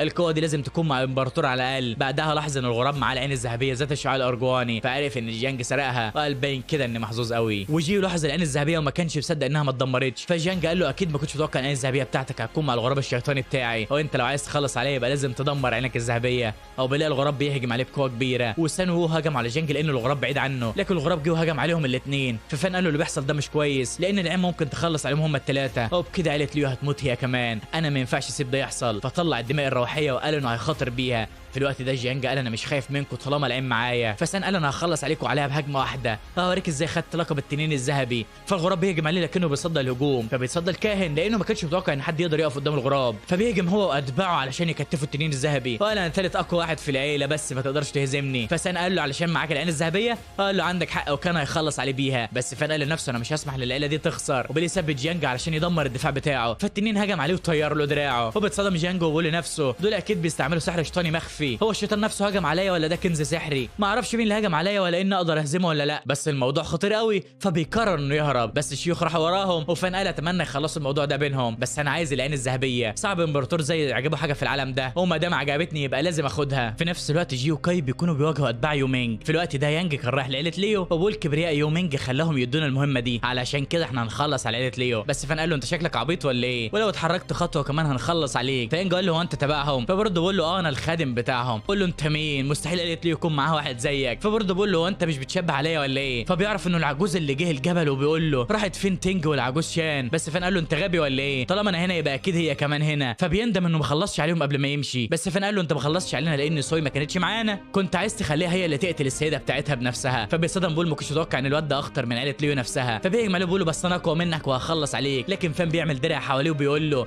انت فعلا اقوى مني لكنك مالكش عازه، انا هخلص عليك دلوقتي. وطلع التنين وكان هيهجم عليه بس تينج وقفت هجومه. قالت له ما تقتلوش. فقال لها ليه؟ كل اللي بيواجهني يبقى عدو ولازم يموت. لكن في هاله ظهرت واحد قوي جه قدام يانج وقال له تراجع. بس يانج قال له انا مش هسيبه يا شيخ وهخلص عليه بنفسي. لكن يون ضربه وقال له مستحيل تقدر عليه، انت نمله بالنسبه له. وقال لي فان انا هديك فرصه واحده، لو انضميت لعيله يون مينج ساعتها هسامحك. بس فان قال له هو انت فاكر نفسك تقدر تقف قدامي؟ فبيتعصب يون وبيقول له لازم تعرف انا مين علشان ما اخلصش عليك زيهم. هو ليه خلص على رجاله كتير بضربه واحده. بس فان قال له مش دول حلفائكم؟ ازاي موتهم كده؟ فيون قال له انت ذكي واكيد عارف السبب، ما ينفعش نسيب دليل ورا خطتنا علشان الناس ما يشكوش فينا. بس فان قال له مين الناس دول؟ فقال له هقول لك لو انضميت لينا. فبيقعد يضحك وبيقول له انت مجرد نمله بالنسبه لي. فبقول له انت عايز تموت ولا ايه؟ لكن فان بيقول له مش هتقدر تعملها. بس يوم بيهجم عليه لكن فان بيعمل الدرع وبيمنعه. في الوقت ده يانج قال له انه هيرجع في يوم من الايام ويخلص على فان. فتينج راحت وراه لكنها ما كانتش هتقدر تقف قدامه. ففان بعت الدماء الروحيه. في الوقت ده يون دمر الجدار وقال له لسه شايف انك هتقدر تقف قدامي ولا ايه؟ لكن فان هجم عليه بقوه كبيره. فيون قال له صعب حد في سنك يتحكم في مصفوفه من المستوى الثالث، بس للاسف نهايتك هتكون على ايدي. فبيعمل فان مصفوفه وبيقول له قوه مصفوفه من المستوى الخامس مستحيل حد زيك يتخيلها حتى. وبلاقيه طلع 9 تنانين بمصفوفه حقل الطبقه السماويه للتنانين التسعه. فبيتصدم يون وبيقول له انا كنت فاكر انها من المستوى الثالث. وفان بيقول انا هخليك تجرب قوتها بنفسك. لكنه بيضحك وبيقول له ما تنضم لعيلتي وانا هدلعك. بس فان قال له عيلتك ملهاش عزه بالنسبه لي. فقال له ما دام مش هستفيد منك يبقى مش هسيب عبقري زيك يكبر في العالم ده. لكن فان هجم عليه بالتنانين واصابه بقوه كبيره وقال له ازاي انت شيخ عيله من العائلات الملكيه بقوتك دي؟ بس يون قال له بعد اللي عملته انا مستحيل اسيبك غير لما اخلص عليك. بعدها هجم على فان بكنز سحري. بس فان قال له انت بتستخدم كنز سحري على واحد صغير زيي؟ عايز العائلات يضحكوا عليك ولا ايه؟ بس يون قال له ما حدش هيطلع من هنا عايش علشان يقول المعلومه دي. فبيتصدم فان لانه كان عايز يستفزه علشان ما يستخدمش الكنز السحري. فبقول له ده اكيد متمرس في السحر ودي كارثه لان السحره مش بيواجهوا وش الوش، ده غير انه ما عندوش مبادئ. لكن ما فيش طريقه ثانيه يخلص بيها القتال ده غير ان خلص عليه. فبيهجم عليه بالتنانين التسعه لكن يوم بيخلص عليهم كلهم وبقول له مش هتقدر تهرب مني المره دي. بس فان قال له ده كنز سحري من المستوى الثالث. فيون قال له ده كنز عجله القمر وانت اول واحد هتموت بيه. لكن شان وقف قدامه وتصدى للهجوم. فيون قال له هو انت مين؟ فبرضه شان بيقول له انا رئيس جبل الرياح السوداء وهجومك على عائله ليو معناه انك بقيت عدوي. بس فان قال له انت رجعت قوتك ولا ايه؟ فبقول له بسببك انا كمان قدرت اخترق لمرحله تيان يوان. فقال له يلا خلينا نخلص على رجاله يومينج. بس يون قال له انا دمرت المصفوفه بتاعتك، ده غير ان الراجل عجوز قوته مش مستقره علشان لسه مخترق. لكن فان قال له بالعكس ده احسن وقت للقتال. هو استخدم المصفوفه بتاعته تاني وهجم عليه هو وشان. فيون قال لنفسه المصفوفه بتاعته قويه انا لازم اخلص عليه الاول. بس شان منعه من انه يهجم عليه وهو يستخدم المصفوفه. ففان قال له شكرا يا شان انك ساعدتني، دلوقتي انا هوريك القوه الحقيقيه لمصفوفه التنانين التسعه السماويه. فبنلاقي تنانين سودا طلعت من تحت الارض خلصت على يوم بضربه واحده وعملت دمار كبير. فبيتصدم سان وبيقول هو في سيد فنون قتاليه هناك ولا ايه؟ ازاي واحد ممكن يستخدم مهاره بالقوه دي؟ فبيضطروا ينسحبوا لانهم مش عارفين مين اللي بيستخدم المهاره. في الناحيه الثانيه بنلاقي شان مصدوم من قوه المصفوفه بتاعت فان لانها ما خلتش اثر ليون. فقال لي فان كل اللي انت عايزه انا هنفذه. فقال له عايزك تخلي بالك من عيله ليو وانا هروح ارجع البنت. هو مشي وقال لنفسه ما بقيش في اعداء موجودين هنا حاليا وشيوخ عيله شان لونج هيجوا قريب بسبب المهام اللي استخدمتها. بس وجود شان هنا هيضمن سلامه عيله ليو. لازم ادور على تينج الغبيه اللي راحت وراه واجيبها بسرعه. بس ده ما يمنعش ناخد الكنز السحري عجله القمر لانه هيفيدني قوي. بعدها بنلاقي يانج لما شاف تينج قال لها هو انت فاكره نفسك ممكن توقفيني لوحدك؟ فقالت له انها تخلص عليه بسبب خيانته. لكنه قال لها واحده ضعيفه زيك مستحيل تخلص عليا. فقالت له حتى لو مت قدامك المهم اكون حاولت، ده غير اني عايز اعرف هو انت كنت بتحبني بجد؟ لكنه دمر قلبها وقال لها انت موهبه كبيره من عيله يومينج ولو عايز اتجوز مش هبص غير لواحده من العائلات الملكيه. فبكت وقالت له انها تخلص عليه لكنه كان هيموتها. بس الدماء الروحيه هجمت عليه وانقذتها وهي عرفت ان الطفل الدموي ده تبع فان. ويانج قال لها ارحميني وافتكر يا ابنه الحلوه مع بعض مش انت بتحبيني؟ فقالت له لكنك خدعتني وانا لازم اخلص عليك. بس في الوقت ده ظهر جيانج قدامه وقال له ازاي حصل فيك كده؟ انت ما نفذتش الخطه ولا ايه؟ انا هتصرف معاك بعد ما اخلص عليها. وبنلاقيه هجم على تينج لكن فجاه في هجوم كبير جه ناحيته لكنه اتفاداه. وبنلاقي فان هجم عليه بعجله القمر وقال له انت عايز تخلص على البنت ولا ايه؟ لكن جيانج اتصدم وقال له ازاي الكنز السحري بتاعي هضيع اليوم معاك. ففان قعد يضحك وجيانج اتصدم وقال ازاي يون مات على ايد العيل ده، بس مهما كان ما ينفعش اسيب الكنز السحري بتاع عيله يومينج يضيع. في الوقت ده فان اتخاطر مع تينج وقال لها دوري على مكان قلب الكاهن وهجيب عليه بالرعد بتاعك وسيبي الباقي عليا، لكنها قالت لنفسها انا مستحيل اقدر اخلص على واحد في عالم تيان شوان، هو اكيد انقذني علشان يستعملني كطعم ولما ياخد اللي عايزه يسيبني اموت، لكني عايزه انتقم منهم حتى لو على حساب حياتي. فهجمت معاه والكاهن استغرب انهم هجموا الاول وكل اللي كان خايف منه عجله القمر. فبيمسك فان وبيقول له الخدعه اللي بتعملها على الناس مش هتمشي معايا، لكن فان قال له انا اصلا ضحكت عليك. فبنلاقي الدماء الروحيه دخلت جواه وجيان قال له يبقى انت اللي هجمت عليا بالسحر الشيطاني وخليتني اخسر دراعي، انا هقتلك دلوقتي. بس تينج هجمت عليه بالرعد في قلبه واصابته بقوه كبيره. ففان قال المره دي انا ما كنتش اساس الهجوم وانت مصاب بطريقه كبيره بعناصر كتير ونهايتك اتكتبت خلاص. فبنلاقيه مات وفان قعد يرتاح وقال لنفسه لازم تستغل اي حاجه علشان تكسب بيها حتى لو ممكن تخسر حياتك. وتينج ما كانتش متوقعه انه يستعمل نفس طعمه علشان هي اللي تقتل الكاهن، فبتروح تتاسف له لكنه بيقول لها دي مش غلطتك، لكن انا بصاب لما الطفل الدموي يتصاب. فبتعرف ان الطفل الدموي متعلق بروحه وبتزعل لما بتحس انه خاطر بحياته علشان خاطرها وبتقول انها كانت فاهمه غلط. فقالت له كل الغنائم اللي في جثه الكاهن بتاعتك، فقال لها اكيد معاه حاجات جامده قوي. فتينج بتطلع كل اللي مع الكاهن بس فان بيستغرب ومش بيكون عارف هي بتبص له مكسوفه كده ليه. بعدها بيبص على الغنائم وبيلاقي فنون قتال عشيره لي مستوى متدني اصبع الرعد وفنون قتال عشيره كاي مستوى متدني الساق الكاسره للريح. فبقول لنفسه مع اني مش فاهم اسرار المهارات دي هو مهاره عيله ليو، لكن اكيد تخطيط عيله يومينج لعشرات السنين معناها ان في اسرار عظيمه ورا الثلاث مهارات دول. بعدها الخاتم بيكون فيه فنون قتال وصخره روحيه لكنهم مش مهمين بالنسبه له فبيديهم لتينج. وبعدها بيروح للحقيبه اللي المفروض الغراب بيكون موجود فيها، لكن تينج بيقول له الخاتم ده مليان مهارات فاكيد هيساعد عيله ليو لازم تاخده. بس هو قال لها كلهم مالهمش عايزه بالنسبه لي وكان هيرميه. فخدته منه بسرعه وقالت له انت هترمي النعمه يا كافر، انت لو فضلت بالطريقه دي عشيره ليو هتتدمر بسببك. لكنه خد منها الخاتم وحط فيه باقي الغنايم وقال لها يا ريت تساعديني علشان نفسر اللي حصل لآلة شيان لونج لما نرجع، وتسند عليها علشان يمشوا. لكنه افتكر يانج اللي هرب من غير ما ياخدوا بالهم فقال مع انه زي النمله لكن وجوده هيزعجني، انا لازم اخلص عليه اول ما اشوفه. بعد كده بنشوف سام بيسال كاي عن اللي حصل في المعركه فقالت له بعد ما مشيتوا بعتوا رجاله يهجموا علينا لكننا خلصنا عليهم كلهم وما فاضلش غير واحد في مرحله ثقل العظام. فسان اشاد بيهم وقال لهم بفضلكم القلعه فضلت في امان. فجيو قال لازم اول ما ترجع للمقر الرئيسي تقول لهم على قوه الاثنين دول. بعدها سال سان عن الانفجار الكبير اللي حصل لكن كاي قالت احنا كمان كنا فاكرين انكم اللي عملتوه. فجيو قال عيله ليو موجودين هناك خلينا نسالهم ممكن نعرف منهم. بس كاي قالت محدش منهم طلع من البيت لان القتال كان قوي جدا وهم خافوا، بس لما راحوا اتصدموا لما شافوا سيد في مرحله تيان شوان. فبيشك جيو ان هو اللي عمل كده، هو بيطلب منه يعرفه عن نفسه فبيقول له انه رئيس عيله جبل الرياح السوداء. فسالوه عن اللي حصل فشان قال لهم فان اتصاب جامد امبارح وهو دلوقتي بيتعالج. فسان اتصدم انهم قدروا يوصلوا لغايه هنا، لكن كاي قالت عايز يكون من ضمن العائلات الملكيه بعد 10 سنين وهو مش قادر يقف قدام شويه متسللين زي دول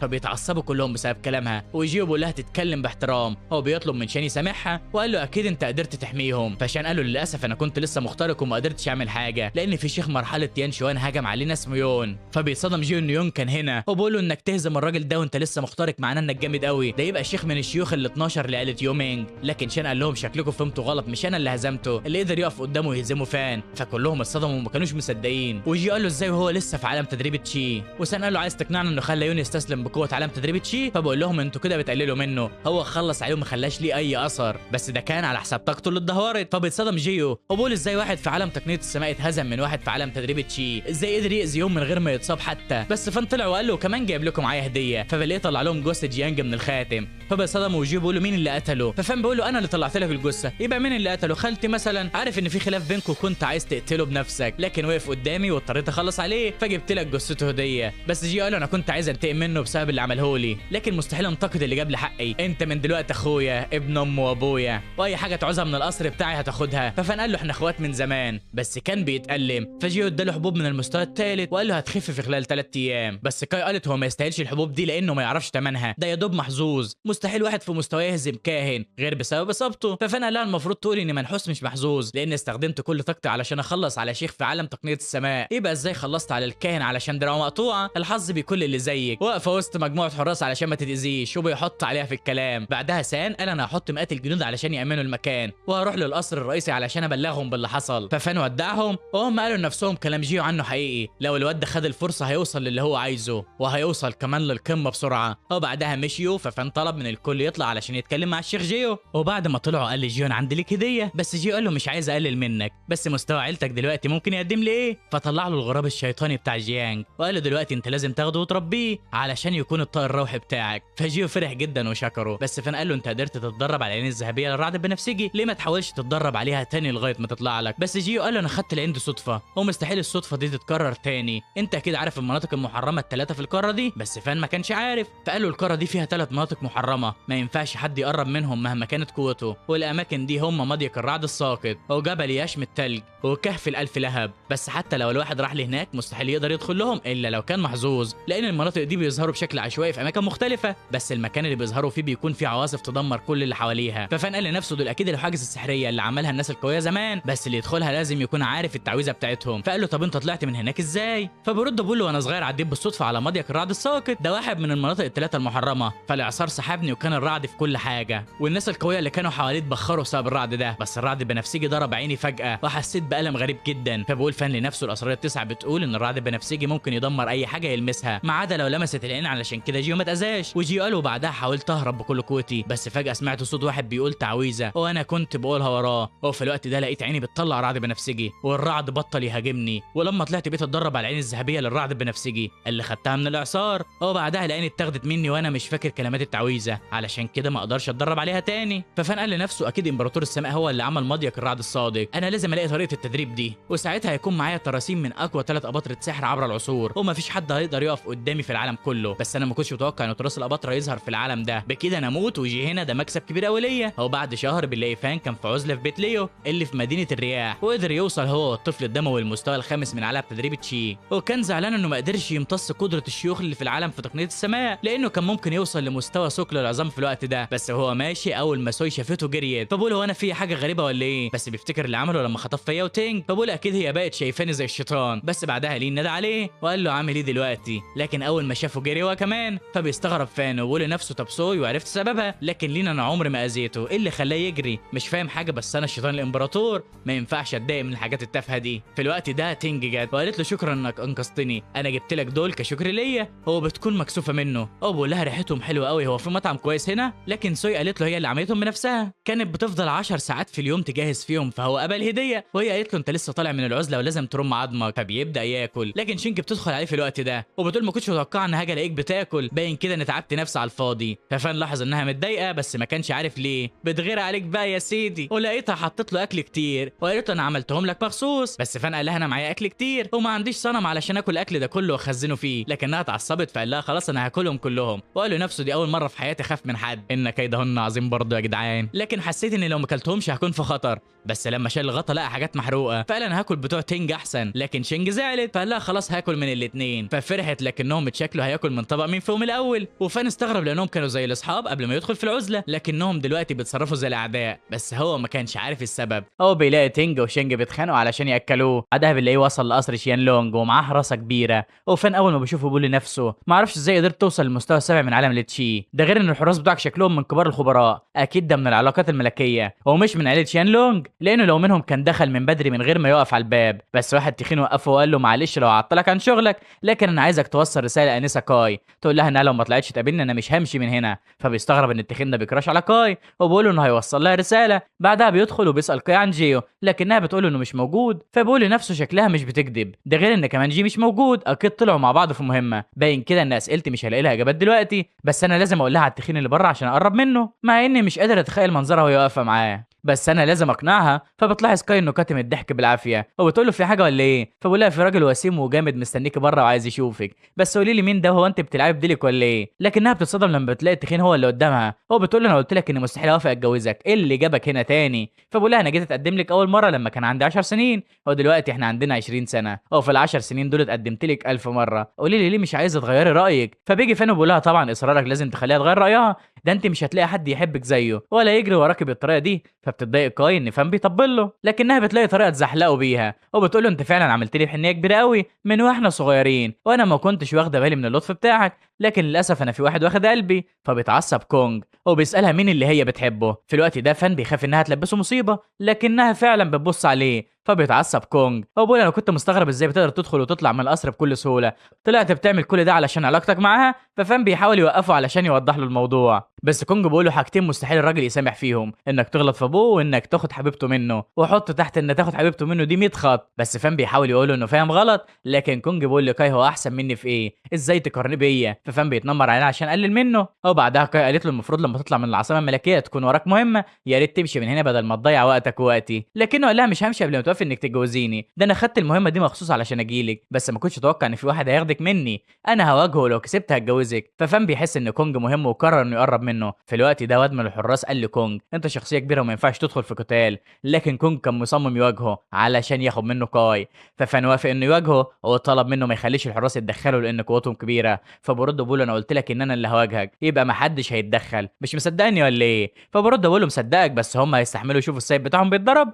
فكونج قال له اختار المنطقه اللي انت عايزها وهواجهك فيها لوحدي. بس كاي قالت لفان هو انت مش خايف على نفسك؟ لو اتصبت على ايده محدش هيقدر يعالجك. فقال لها الواد ده فعلا قدراته كويسه ومشي معاها. فكونج اتعصب وكان عايز يخلص عليه. هو بعدها بيروحوا لحته في الغابه، ففان بيقول له انت شجاع قوي. وكونج قال له ما يغركش اني شبه الدب، انا مستحيل اخلف بوعدي ابدا، ده غير ان الموضوع متعلق بكاي وانا علشانها مستعد اعمل اي حاجه. لكن فين قال له هو انت مش قلقان اكون عامل لك كمين هنا؟ فبيخاف كونج وبيفضل يبص حواليه، بس بيقول له لو هتستخدم الحيل دي مستحيل كاي تبص لك، وساعتها انا اللي هتجوزها برضه. او بيد الفان في وشه. ففان بيقول له كنت فاكرك عندك شرف ومش هتغدر. فكونج قال له انا كنت فاكرك قلت يلا نبدا. فبنلاقي فان بيقول لنفسه الممارس الشياطيني بس اللي بيستخدم هجوم غير مباشر، لكن الواد ده انا حاسه شبهي وبصراحه عجبني قوي. وبنلاقيه بيقول كاي انت نايمه ليه على الارض؟ فبيبص كونج بسرعه لكنه بيلاقي فان غدر بيه برضه. فبيتعصب كونج بيقول له انت كده مش سالك، لكن فان قال له انا كنت بتكلم معاها وانت اللي بصيت لورا. فكونج بيقول له حلو قوي، انا دلوقتي هعرفك ازاي تستغلني. بيهجم عليه بقبضه الجبل وبيقول له لو مش عايز تموت لازم تتفادى الضربه، لكن لما تتفاداها اعتبر انك خسرت. ففان بيستخدم قوته علشان يتصدى الهجوم،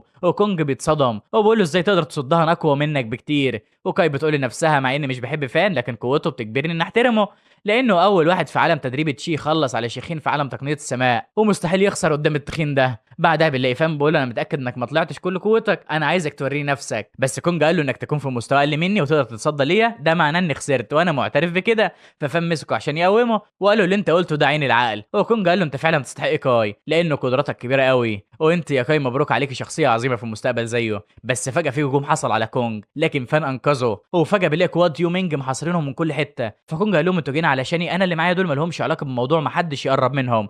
فبنلاقي واحد بيضحك وبيقول له انت فعلا عندك اخلاق الملوك، بس انا مش هسيب حد عايش هنا. لكن فان وقف قدام كونج وقال الراجل ده في حمايتي واللي هقرب منه هخلص عليه. لكن الراجل رد وقال له نمله زيك عايز تقف قدامي؟ مفيش مشكله انا هخلص عليك وبعدها بخلص على التخين ده. بس كونج قال لي فان هم جايين علشان انا، فانا ههرب وهم هيجوا ورايا وانت خد كاي وارجع للقصر. ففان قال له هو انت عبيط ولا ايه؟ انت مش هتقدر تمشي من هنا دقيقتين على بعض وهتموت. فكونج قال له امال هنعمل ايه؟ فبرد بيقول انا هخلص عليهم. هو بيهجم عليهم بكنز عجله القمر وبيثبت الواد اللي كان بيتكلم وبيخلص عليه. فبيهجم عليه باقي الرجاله لكن فان بيخلص عليهم وبيقول لهم انتوا اتجرأتوا ولا ايه؟ ازاي تيجوا المنطقه بتاعتي؟ ده انا مش هطلعكم منها على رجلكم. لكنه بيكون مستقلين بيه لانه في عالم تجمع تشي، هو فاكرينه بيعتمد على الكنز السحري اللي معاه. فبيقرروا يحاصروه لكن فان بيقدر يخلص على كل اللي بيقرب منه. وكونج بيقول لنفسه حاسس بضغط هاله كبير قوي بشبع عليه وحاسس ان الكل هيقف قدامه هيكون ميت. وفجاه صاحب الهاله بيقتل واحد من العصابه والكل بيحس بيه. فكاي بتتصدم وبتقول ما كنتش اتخيل ان في واحد في المستوى ده موجود في العالم ده. وفان بيقول لنفسه انا مستحيل اقدر عليه بالكنز السحري او حتى بالطفل الدموي. بس لما بيبصوا وراهم بيكتشفوا ان ده يبقى السلف فينج راجل كباره كده تبع كونج. فبيسالوه إيه اللي جابك هنا؟ ففان بيقول له انت من التنانين الاسطوريه اللي بيحمل عيله اسطوريه واسمك هو فينج سيف الاسطوري الاول او ياشميناي. فبيضحك جيو بيقول انا قلت لك ان الواد ده عنده نظره حاده، انا حكيت لك عنه مره واحده لكنه عرفك من اول ما شافك. بعدها كاي بتقول له جيو هو انتوا جيتوا امتى؟ فجيو بيقول لها احنا هنا من اول ما فان كان بيقاتل الامير الثالث كونج، بس انا حابب اقول لك انك فعلا موهوب قوي لانك هادي جدا وانت واقف قدام سيد في عالم تنوير الروح. حتى انا لما كنت قدك كده ما كانش عندي نفس شجاعتك دي، انا فعلا بقيت بحترمك. فبنلاقي كاي بدات تعجب بيه. وكونج قال لي فينج ما ساعدتناش ليه يا معلمي من الاول؟ ما دام كنت هنا ما كانش عندي مشكله لو كنت لوحدي، لكن انا كنت خايف على كاي. بس فينج قال له لو ساعدتك ما كنتش اشوف المهاره الجامده بتاعت فان. انا كمان لاحظت انه ما ظهرش كل قوته. ففان قال له انت بتبالغ في مدحك ليا، بس انت ليه قتلت اخر واحد من بينهم كلهم؟ هو بيجي في باله حاجه. ففينج قال له انت شكلك ذكي قوي بس الذكاء مش حلو اللي قدك. هو فان بيعرف انه بيحذره فبيقول لنفسه انا ما ينفعش اتدخل في الصراع على السلطه بقوتي الحاليه، ده غير انه كان بيحميني منه. ففان شكر وقال انا هنسى كل اللي حصل النهارده. فبيعجب بيه فينج وبيقول له شكلك بتعرف امتى تتكلم وامتى تسكت، ما كنتش متوقع ان في واحد عبقري زيك بره العائلات الملكيه، بس انت للاسف ممارس شيطاني. ايه رايك تتدرب معايا سنتين بس وانا هخلي مستقبلك يكون كبير قوي. فالكل بيتصدم ان السلف القديم نفسه عرض على فان انه يكون تلميذه. وكاي بتقول لنفسها مفيش حد في العائلات الملكيه مش عايز ابنه يتدرب على ايد فينج، لكنه رفض كل التلاميذ وكان عايز يختار حد بنفسه، لدرجه انه رفض ابن الامبراطور نفسه، ولولا ان كونج فضل يزن عليه شهور ما كانش قابل يدربه، لكنه علمه كام حركه وبرضه ما اعتبروش تلميذه. بس انا ما كنتش متوقع ان بعد ما رفض كل دول فان هو اللي يجذب انتباهه، ولو فان قبل هيكون اول تلميذ عند السلف القديم، وبكده اي حد في العائلات الملكيه السبعه هيحترمه وكمان هيخافوا منه. بس فان بيقول لنفسه حتى لو انا عايز اكون تلميذ عنده، لكن انا امبراطور السحر ما ينفعش يكون ليا سيد الا لو كان في مستوى امبراطور. بعدها فينج قال كونج عنده مهمات يخلصها، فخده ومشي بسرعه. بعدها جيو قال لي فان تعالى ورايا القصر علشان عايز اديك حاجه، ولما راحوا جيو اداله عقد تحالف بين عيله شيان لونج وعيله ليو، ففان قال لنفسه هو ده اللي انا كنت عايزه، بالعقد ده عيله ليو هتاخد دعم مالي كبير قوي، وكمان مفيش حد هيتجرأ يعاديها، ساعتها انا اكون قادر اكبر سلطه العيله من غير ما اقلق. فجيو بلاحظ ان فان كان متوقع ان ده يحصل، بس فان قال له انا هروح اخلي شينج تمضيه، لكن جيو قال له انت لازم تمضي العقد هنا. ففان قال له انا مجرد خادم ما ينفعش امضي، لكن جيو قال له العقد ده مش معمول مع عيله جيو، العقد ده معمول معاك انت، واي مكان انت هتكون فيه احنا هنتحالف معاه، ده بتوصيه من رئيس العيله نفسه. ففان قال له باين كده ان رئيس العيله طموح قوي. وبعدها فان بيطلع يسال لين على شينج، وبيلاقيها واقفه في المطبخ بتتعلم الطبخ علشانه، ولما بتشوفه نظرات الحب بتكون مسيطره عليها، فبتعمل نفسها تعبانه علشان ما يلاحظش. هو بيقول لها انه عايز يتكلم معاها، وبنلاقيه بيقول لها انا همشي دلوقتي، فبتتصدم وبتقول له ليه ده احنا عيلتنا بقت قويه دلوقتي، لكنه بيقول لها اننا لسه تحت حمايه عيله شيان لونج، ومع اننا ظهرنا قوتنا لكن في مشاكل بينهم وبين عيله يومينج. بس شينج بتقول له لكن احنا محتاجين لوجودك، هتمشي تعمل ايه؟ فبقول لها انا لازم ابقى اقوى علشان اضمن سلامه عيله ليو. بص كده ده معدن ب5 مستويات من جبل هايفينج، هديهولك علشان تخلي بالك من نفسك الفتره دي، هو مش عايز اي حد يلاحظ حاجه. فبتساله هيغيب قد ايه، لكنه بيقول لها مش عارف بس هحاول ارجع في اسرع وقت ممكن، خلي بالك من لين وهاو.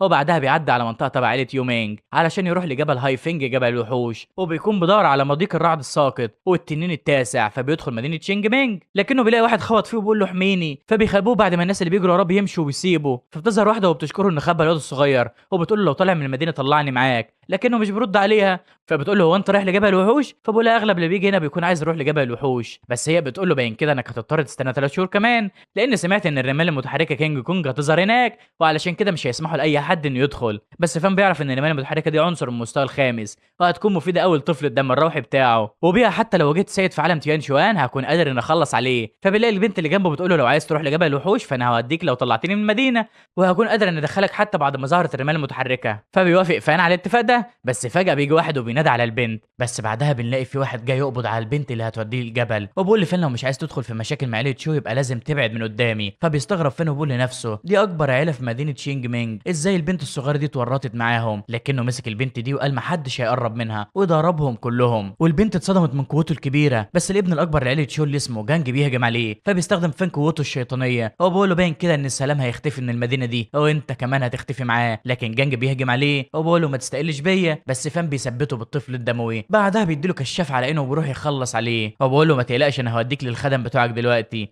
خليك تختفي من العالم كله. بس البنت اللي لقاها قالت له سيبه لو خلصت عليه انا مش هوديك لجبل الوحوش، لكن فان خلص عليه، قال لها انا مش هاممني انك توصليني اصلا. فالبنت بتفضل تبكي على جانج وبتقول له فان انه شرير، فبيقول لها الاشرار بس هم اللي بيعيشوا في العالم ده. بس بعد كده بيتصدم لما بيعرف ان البنت دي تبقى شيونج ملكه جمال عيله شو، هو فجاه بيلاقي حد بيهجم عليها فبيحميها، بس الهجم ده قال لي فان انت مجرد حشره في المستوى السادس من عالم التشي، ازاي تتجرأ وتيجي لجبل الوحوش، هو انت غبي ولا ايه؟ فبيهجم عليه فان وبيقول له انا هعرفك انا ابقى مين. والشخص ده لما بيشوف كنز عجله القمر مع فان بيطلع سيفه، وبيقول له دلوقتي انا عرفت ايه السبب اللي مخليك واثق من نفسك قوي كده، بس للاسف ده مش هينفع معايا يا حبيبي. وبيقول لنفسه الواد ده اكيد تلميذ عند عيله من العائلات الملكيه لانه قوي جدا وكمان معاه كنوز، واتجرأ وقف قدام وريث عيلتنا، باين كده ان في مشاكل كتير هتحصل في المستقبل. بس فان بيبعد عنه وبيهجم عليه تاني وبيقول له انا هخلص عليك دلوقتي. فبيتصدم بيقول ازاي انا اقوى منه هو قادر يقتلني، بس بيقدر يتفادى هجمته، وبيقول له انت شايف نفسك قوي، لكن فان بيكون واقف وراه وبيقول له بس انا هجومي لسه ما بداش. فبيتصدم وبيتصدى ليه بسيفه السحري، بس فان بيقول لنفسه انا كنت خلاص هخلص عليه، بس مفيش ممارسين كتير بيكون معاهم كنوز سحريه. فبيلاقيهم هما الاثنين بيقولوا في نفس الوقت هو مين الواد ده، فبيشيل مقاتل سلاحه وبيقول لي فان انت ما ينفعش تكون تلميذ شيطاني بقوتك الكبيره دي، خليك فاكرنا انا يانج، المره اللي جايه لما هشوفك اكون قادر اخلص عليك. بس فان بيقول له هو انت جاي علشان جبل وحوش؟ فيانج بيتوتر وبيقول له انت مالك، فبيضحك فان وبيقول له انا كمان جاي علشانه، ايه رايك نتعاون مع بعض؟ وبعدها بيتحركوا معاهم شيونج، وفان فان بيرسم مصفوفه وبيقول ليانج على مكان يعمل المصفوفه دي فيه، وفي نفس الوقت في سيد كبير حس ان في حاجه غلط. بعدها فان بيقول له بعد ما تعمل مصفوفه لين وليانج هيكونوا في كل حته، والطاقه بتكون طالعه من كل حته في المدينه، بس السيد العجوز بيكتشف مكانهم فبيروح علشان يعرف مين اللي عمل كده. بعدها بتطلع رمال المتحركه كينج كونج من تحت الارض، فيان اعجب بفان وقال له انت ازاي قدرت تطلعهم من هنا؟ فبيضحك فان هو بيقول له المصفوفه بتاعتي مع انها من المستوى الاول لكنها بتقدر تحرك الجبال ودي مجرد رمال متحركه. فبيتصدم يانج لان المفروض اقل مصفوفه تعمل كده تكون فوق المستوى الخامس، فبيعرض على فان ينضم لعيلته. بس فان بيقول له في سيد قوي جدا جاي لنا في الطريق دلوقتي، ولما يجي الراجل عجوز بيكون متعصب وبيقول مين اللي جاب الرمال المتحركه لهنا. وفي الوقت ده فان ويانج وشيونج بيهربوا من المكان، بس فان بيقف فجاه وبيقول شيخ الوادي السفلي جاي ورانا. فيانج بيتصدم وبيقول بسرعه سيف تيان شوان السابع كده هيقدروا يوصلوا لنا بسرعه. ففان قال له اكيد هو شاف اللي حصل، بس احنا لازم ندور على مكان امن ممكن لو دخلنا الجبهه الوحوش هنقدر نعطله شويه. لما يواجه وحوش من المستوى الرابع قوته هتقل وسرعته هتقل بشكل كبير، وساعتها هنقدر نروح لمنطقه تانية. بس هو ازاي قدر يعرف المكان اللي احنا فيه؟ يانج هو انت ما سمعتش بيه قبل كده؟ فبيرد بيقول له ده اكتر شيخ في الوادي السفلي قوه ومهاره، ذكي قوي وغدار واستراتيجي كمان، لدرجه ان وان شوان نفسه بيطلب منه ينصحه. غير كده هو جامد قوي في الحيل، انا وانت نقدر نهرب منه بسرعتنا لكن كده هنضطر نتخلى عن شيونج. فبيتصدم شيونج وبيقول لفان لكن انت وعدتني انك هتطلعني من المدينه. بس يانج قال له احنا ما ينفعش نستنى اكتر من كده، لازم نهرب قبل ما يجي. بس فان قال له وانا لو ما كنتش قوي وسريع كنت هتسيبني انا كمان؟ انا مش ههرب وهقابل الشيخ السابع ده هنا. في الوقت ده بنلاقي الشيخ السابع بيضحك هو بيخلص على الوحوش وبيقول هم ما بيهربوش ليه ولا فاكرين نفسهم هيقدروا عليا. فبيعمل مهاره قويه جدا وبيقول النهارده انا هرجع الكينج كونج وهخلص على الشباب دول. بس فان واقف قدامه وقال انا كنت مستنيك من بدري. هو بيستخدم قوته وبيشكل نسر ذهبي، فالشيخ كمان بيستخدم قوته وبيفضل يضحك. اولا لما شفتك ما كنتش اتوقع ان عيل صغير زيك هيكون خبير تشكيل من المستوى الخامس، بس للاسف قوتك دي مش هتخليك تقف قدامي برضه. بس فان بيهجم عليه بالنسر وشيونج بتعزل الهجوم بتاعه بقوتها، وكمان يانج بينضم ليهم وبيكونوا محاصرين الشيخ السابع كلهم. وبعدها الشيخ بيجهز مهاره تانية بعد ما اتضرب وقال انا ما كنتش اتوقع اني هضطر اعمل كده، بس انا بعترف بقوتك الكبيره. فبيسحب مهارته وبقول لو كملنا في القتال الله اعلم مين اللي هيطلع فينا عايش. فبيضحك فان وبقول حلو قوي وعلشان ارضيك خد دول نص رمال متحركه. بس الشيخ بيقول له شكلك مطيع قوي، سلمني الرمال المتحركه وانا هسيبك تمشي. بس فان حس بالغدر وفعلا بدا الهجوم وبيهجم على الشيخ اللي كان هو كمان بيهجم عليه. بس الشيخ اتصدم وقال ازاي الواد الصغير ده قدر يأذيني. لكن بعدها بيبص لشيونج وبيقول لها انت مش ملك الجمال عينة شو، انا ما كنتش اتوقع انك تكوني قويه قوي كده، هو معاكي السيد قادر يقف قدامي. بس فان قال له مالكش دعوه بيها واتكلم معايا انا. لكن العجوز كان مستغرب وقال له انت ايه اللي مخليك تقف قدامي؟ انا هخلص على عيله شو كلها بسبب البنت دي. لكن فان قال له لما تطلع من المعركه دي بهدد براحتك، لكن بيكون في قوه كبيره في المكان. وبالليل العجوز ماسك شيونج وبيخنقها وبيقول لها انا هخلص عليك دلوقتي. فقالت لفان اقتله ما تسيبوش يموتني. لكن العجوز قال للاسف انت هتموتي دلوقتي، هم من غيرك مش هيكونوا خطر عليا. بس فان قال ليانج انهم هينقذوها دلوقتي وهجموا على العجوز، لكنه قال لهم مهما كانت قوه عناصر الرعد والنار بتاعتكم من غير عنصر الرياح بتاع البنت دي مش هتيجوا معايا سكه. لكن فان قال له مين قالك ان عنصر الرياح هيقلل من قوتي؟ وبالله اعصار بدا ونار ضخمه قوي بقت حوالين عجوز. فاتصدم وما كانش مصدق اللي بيحصل. ويانج قال له ده حصل ازاي؟ بس فان قال له انا كدبت عليك، التشكيل مش محتاج 3 علشان يتعمل، لكن انا استخدمتكم علشان الاقي قوه اكبر، بس انا اقدر اعمله حتى لو لوحدي، لكن كنت بدور على فرصه علشان اعملها. فيانج قال لي نفسه باين كده انه ما كانش بيهزر لما قال لها انه مش هيسيبها. وفان قال انا بستخدم كل اللي حواليا بالطريقه اللي انا شايف انها تفيدني، لكنهم سمعوا صوت العجوز بيضحك وبقول قدراتك فعلا خلتني نفسي اخلص عليك. فبيصدموا انه لسه عايش بعد كل ده. بس العجوز بيقول له قدرتك كبيره وفعلا خلتني اخاف منك سيكا، لكن انا هخلص عليك دلوقتي. وبالله ظهر معاه حيوان سحري تاني. ففان قال له لسه معاك حيوان سحري وكنت مخبيه؟ بس العجوز كان شغال يكح من الاصابه اللي حصلت فيه. وقال له التوائم الين واليانج انا عمري ما طلعتهم مع بعض، بس انت اجبرتني ان اطلعهم. وبالله دمجهم مع بعض. بس فان قال له انت فعلا تستحق السمعه بتاعتك، قدرت تستحمل هجومنا احنا الثلاثه، بس انا ما كنتش عايز اطلع كل قوتي. لكن العجوز قال انا طول عمري اقوى واحد هنا وانا اللي بظلم ومحدش يقدر يجي عليا، هو دلوقتي جه الدور عليك. بس فان قال له في احلامك يا حبيبي. هو بالله الطفل قدامه بيهجم على العجوز. وفان قال له الشيخ السبعه هتكون نهايته دلوقتي. لكن فجاه بنلاقي فان طلع دم من بطنه لان العجوز اصاب الطفل الدموي. والعجوز قال له ده سحر من المستوى الثالث. ففان اتصدم وقال ازاي انا يحصل فيها كده؟ والعجوز كان بيقرب منه واحده واحده. بس يانج حاول يدافع عنه بالسيف بتاعه لكنه ما قدرش على العجوز. وبعدها العجوز قال لفان نهايتك النهارده على ايدي، مع ان قوتنا في القتال كانت متكافئه لكن انا هفضل اقوى منك ومن اي حد. وبعدها هجم عليه. بس فجاه في قوه كبيره ظهرت في المكان والعجوز اتصدم ان كل الوحوش بتهرب من المكان اللي هم فيه. فالعجوز قال انا مستحيل اموت وهرب من المكان. بعدها شيونج كانت قاعده تبكي وتطلب من فان انه يفوق، بس هو كان حاسس نفسه في مكان غريب. وبعدها فاق وكانت شيونج معاه، فاداها حبوب تاخد منها وتدي ليانج وقال لها تشوف الطفل لسه عايش ولا لا. بس شيونج ما خدتش منها وقالت له الحبوب دي من المستوى الثالث غاليه قوي، ما ينفعش اخد منها، انا هسيبها لك انت. بس يانج قال لها على فكره هو اتخلى عنك وكان مستخدمك كطعم علشان يخلص عليه وكان مستعد يضحي بيكي في الهجوم بتاعه. لكن شيونج قالت انا عارفه انه حكيم وشجاع، بس انا عندي دايما خطتي من غير ما اعتمد على حد. واللي حصل اكيد كان في سوء تفاهم. هو في الوقت ده كانوا كانوا محاصرين بالذئاب المتعطشه للدماء. فيانج قال انا مش هقدر على كل دول بالسيف السحري بتاعي، ده غير انهم وحوش روحيه انا ما اقدرش اقف قدامهم. بس فان قال له ادي السيف بتاعك لشيونج، لكنه كان رافض لانه سلاح من المستوى الرابع. بس فان قال له يسمع الكلام وادى لشيونج اكسير وقال لها اطلعي فوق الجبل وخد الاكسير بعد ما تخترقي. ففان ويانج قالوا احنا مديونين بحياتنا كلها للبنت دي. لكن شيونج وقفت قدام الكهف بالسيف تواجه الذئاب وقالت طول ما احنا هنا ما حدش هيقدر يدخل الكهف ده. لكن فان قال لها وانت عبيطه ولا ايه؟ كده الدم هيجيب ذئاب اكتر، ولو ملك الذئاب جه انت مش هتقدري تقف قدامه. لكن هي قالت له ملك الذئاب برضه مجرد وحش، وانا مستحيل اسيب اصحابي وامشي، انا مستحيل اتخلى عنك. بس بعد كده بنلاقيها مرميه وسط الذئاب اللي مخلص عليها، وفي ذئاب تانية حواليها. بس فجاه ظهرت نفس القوه الغريبه وخلصت على كل الذئاب، وفي صوت كان بينادي على فان وبيقول له نفسه هو انا مصاب وبهلوس ولا ايه؟ بس بيظهر قدامه واحد مش باين له ملامح. ففان بيقول له انت مين؟ لكنه برد بيقول له مش لازم تعرف، بس انا عايزك تجاوب على اسئلتي، إيه اللي جابك لجبل الوحوش هنا؟ ففان قال له بدور على وحش الروح من المستوى السادس. بس الشخص ده قال له عايز ايه منه؟ ففان ابتسم وقال له طبعا عايز ارفع قوتي بيه. بس فجاه حس بوجع في راسه، والشخص ده فضل يضحك قال له انت بتكذب يا ابو صلاح، وانا سهل قوي اكتشف لو بتكذب عليا. فبيتصدم فان وبيقول له نفسه ده بيقرا افكار الشخص اللي قدامه، حرفيا هو اتجاوز حدود البشر الطبيعيه. فبنلاقيه بيشبهه بحاجه، فالشخص ده بيقول له باين كده انك مش بني ادم طبيعي. ففان بيقول له عرفه عن نفسه. بس الشخص ده بيقول له قلت لك انت ما ينفعش تسالني، قول لي انت ليه بتدور على مضيق الرعد الساقط؟ فبيقول له علشان الاقي الكنوز الاثريه الكبيره واساعد عيلتي. فالشخص ده ضحك وقال له حلو قوي، انت لازم تروح لمضيق الرعد الساقط، وعلشان كده انا هديك هديه صغيره اتمنى انها تساعدك في المستقبل، ولو كنت عايز الوحش الروحي فهو بعدك بكام كيلو، لو هتقدر تواجهه روح له. بعدها بيفوق فان وبيكون اصابته اختفت وقدر يتحرك، بس بيلاقي شيونج مرميه جنبه ومصابه، فبيروح يديها حبايه علشان تفوق. وبتفوق بتقول له هو الوحوش كلها ماتت، بس انت مصاب اصابه خطيره ازاي قادر تتحرك؟ مش مهم، اهم حاجه في اللي حصل اننا مع بعض. وبعد فتره بنشوف يانج بيتدرب، وفان بيقول له بعد فتره من التدريب هتكون قادر انك توصل للمستوى الثامن من عالم ثقل العظام. بس يانج قال له انت ايش عرفك؟ وكان متعصب. بس شيونج قالت هو انتوا ليه كل ما تقابلوا بتتخانقوا مع بعض؟ بس شيونج بيقول لها مالكيش دعوه انت يا بنت، انا مش طايق الواد ده بعد ما كان المهم عنده نفسه وبس. لكن فان قال له هو انت نسيت انك كنت عايز تسيب شيونج لما الشيخ السابع كان جاي ورانا؟ فبيتصدم يانج وبيقول له ما كنتش اعرف انها قويه قوي كده، لو كنت اعرف اكيد ما كنتش هقول كده، لكن ولو ده ما يجيش حاجه جنب استخدامك ليها كطعم قدامه. ففان بيقول له انا لسه ساحر صغير وطبيعي يكون مستواي اقل منك، فبستخدم حيل كتيره. هو بيفضلوا يتخانقوا، فشيونج بتروح تصالحهم على بعض، هو بتقول لهم انهم هيفضلوا اصحاب طول العمر. وفان قال انا مش هلاقي اصحاب زيكم ابدا، بس للاسف عندي حاجات اعملها، ودلوقتي بعد ما اصابتكم خفت خلينا نفترق. لكن في الوقت ده بيحصل انفجار كبير وراهم. فيانج قال هو الشيوخ السبعه اكتشفونا ولا ايه؟ لكن فان قال لهم ده بسبب وحش روح من المستوى السادس. فبيروح لهناك بسرعه وبيقول لنفسه انا شفت رعد ارجواني، وبكده ممكن مضيق الرعد الساقط يكون هناك. ولما راح لهناك شاف الوحش من المستوى السادس، فقال لنفسه باين كده انه ما كانش بيكذب عليا، ومع ان الوحشين اللي بيواجهوا بعض في المستوى السادس، لكن وحش النار قوته اكبر بكتير لانه على وشك الاختراق للمستوى السابع. هو بنلاقيه خلص على طائر الرعد، فبيستغرب فان هو بيقول لنفسه الاسد الناري مستحيل يخلص على طائر الرعد بضربه واحده، لكنه بيلاقي الاسد بيهجم عليه، فبيحاول يهرب وبيقول انا لسه ما عملتش الامبراطوريه بتاعتي. بس لما الاسد الناري بيهجم عليه بتظهر طاقه غريبه من راس فان اللي حطها الشخص الغريب فيه من شويه، وبتخلي الاسد الناري يهرب من المكان. فبيروح فان لطائر الرعد وبيلاقي البيض بتاعه تحته، فبيعرف انه مرضيش يهرب علشان يحمي عياله. بس فان خد البيضه وقال له بعد النار اللي اتوجهت للبيضه دي حتى لو فقست ممكن ما تعيش كتير الا في حاله واحده بس. لكن الطائر بيترمي على الارض وبيفضل يبكي. بعدها بنلاقي يانج بيحاول يقرب من شيونج، لكن فان بيجي لهم. فيان بيعمل نفسه من بنها وبيقول له خدت جثه الوحش الروحي اللي كنت عايزها، يا ترى القتال بينكم كان ازاي؟ وفان قال له انا قطعته حتت. بس شيونج اتصدمت. فيان قال لها هي دي الطريقه اللي بيتم التعامل بيها مع الوحوش، بس اللي انا مستغرب منه انه قدر يخلص على الوحش. ففان قال له لو مش مصدق انا ممكن ابعت لك حته منه هديه. فيانج بيقول له هات، بس بعدها بيكابر وبيقول له انا يانج الابن الكريم لقصر جيان هو، ومستحيل ابص لحاجتك. هو بيفضل يصيح لكن فان بيسيبه. هو بيروح لشيونج وبيقول لها انا سمعت ان النهارده عيد ميلادك وعلشان كده عملت لك هديه بسيطه. فبيلبسها خاتم من الرعد وبيقول لها انا عملته لك من جثه الوحش، بضربه واحده ممكن تخلصي على اي حد قدامك. وبيكون هو كمان لابس واحد علشان يعملوا ماتشنج مع بعض. فيانج بيصح لانه بيكون عايز واحد زيهم بس مش قادر يتكلم. هو فان بيقرب منها الخاتم وبيوريها رد فعل الخاتمين لانهم متصلين مع بعض. فبيبص لهم يانج وبول لابسين خاتمين متصلين ببعض، مش ده علامه الحب اللي بينهم؟ فتعصب وطلب منه خاتم علشان يبوظ الماتشنج اللي بينهم. لكن فان قال له لا مش هديك لان النهارده مش عيد ميلادك. لكن يانج اتعصب وقال له انت لازم تديني واحد حالا لا اما هاخده منك عافيه. بس فان رماله خاتم وقال له احنا الثلاثه في الهوا سوا مع بعض، يبقى ازاي مش هعمل حسابك في واحد؟ فبيتحرج يانج وبيقول له انا خلاص قبلته. لكن فان قال له مش انت من شويه قلت انك مش عايز حاجه مني؟ بس يانج قال له ده ما يمنعش ان اي حاجه كويسه خدها. بس فان قال له خلاص عرفت انك بتاع كلام. لكن يانج قال له انا كنت خلاص اشيل الخلافات اللي بينا، لكن انت مصمم تبوظ علاقتنا مع بعض. فبتستغرب شيونج وبتقول لنفسها هم ليه بيتخانقوا مع بعض تاني دلوقتي؟ مش مهم، المهم اني مبسوطه بالخاتم اللي هو اداهوني، بتمنى انه يفضل جنبي طول العمر. وبكده يكون خلص الموسم الاول من حكايه زوفان. شيونج انضمت لقائمه الكراشات بتوع فان، بس هم دلوقتي لسه مشكلتهم ما اتحلتش لانهم موجودين في جبل الوحوش، ولسه فان ما قدرش يوصل لمضيق الرعد الساقط. فيا ترى هل هيقدر يوصل له ولا هيحصل له مشاكل اكتر وهم موجودين في جبل الوحوش؟ اهو ده بقى اللي هنعرفه في الحلقه الحلقات اللي جايه ان شاء الله. بس يا ريت لو عجبتك الحكايه تنزل تقول لنا في كومنت علشان نكمل باقي الحكايه. باي من غير سلام.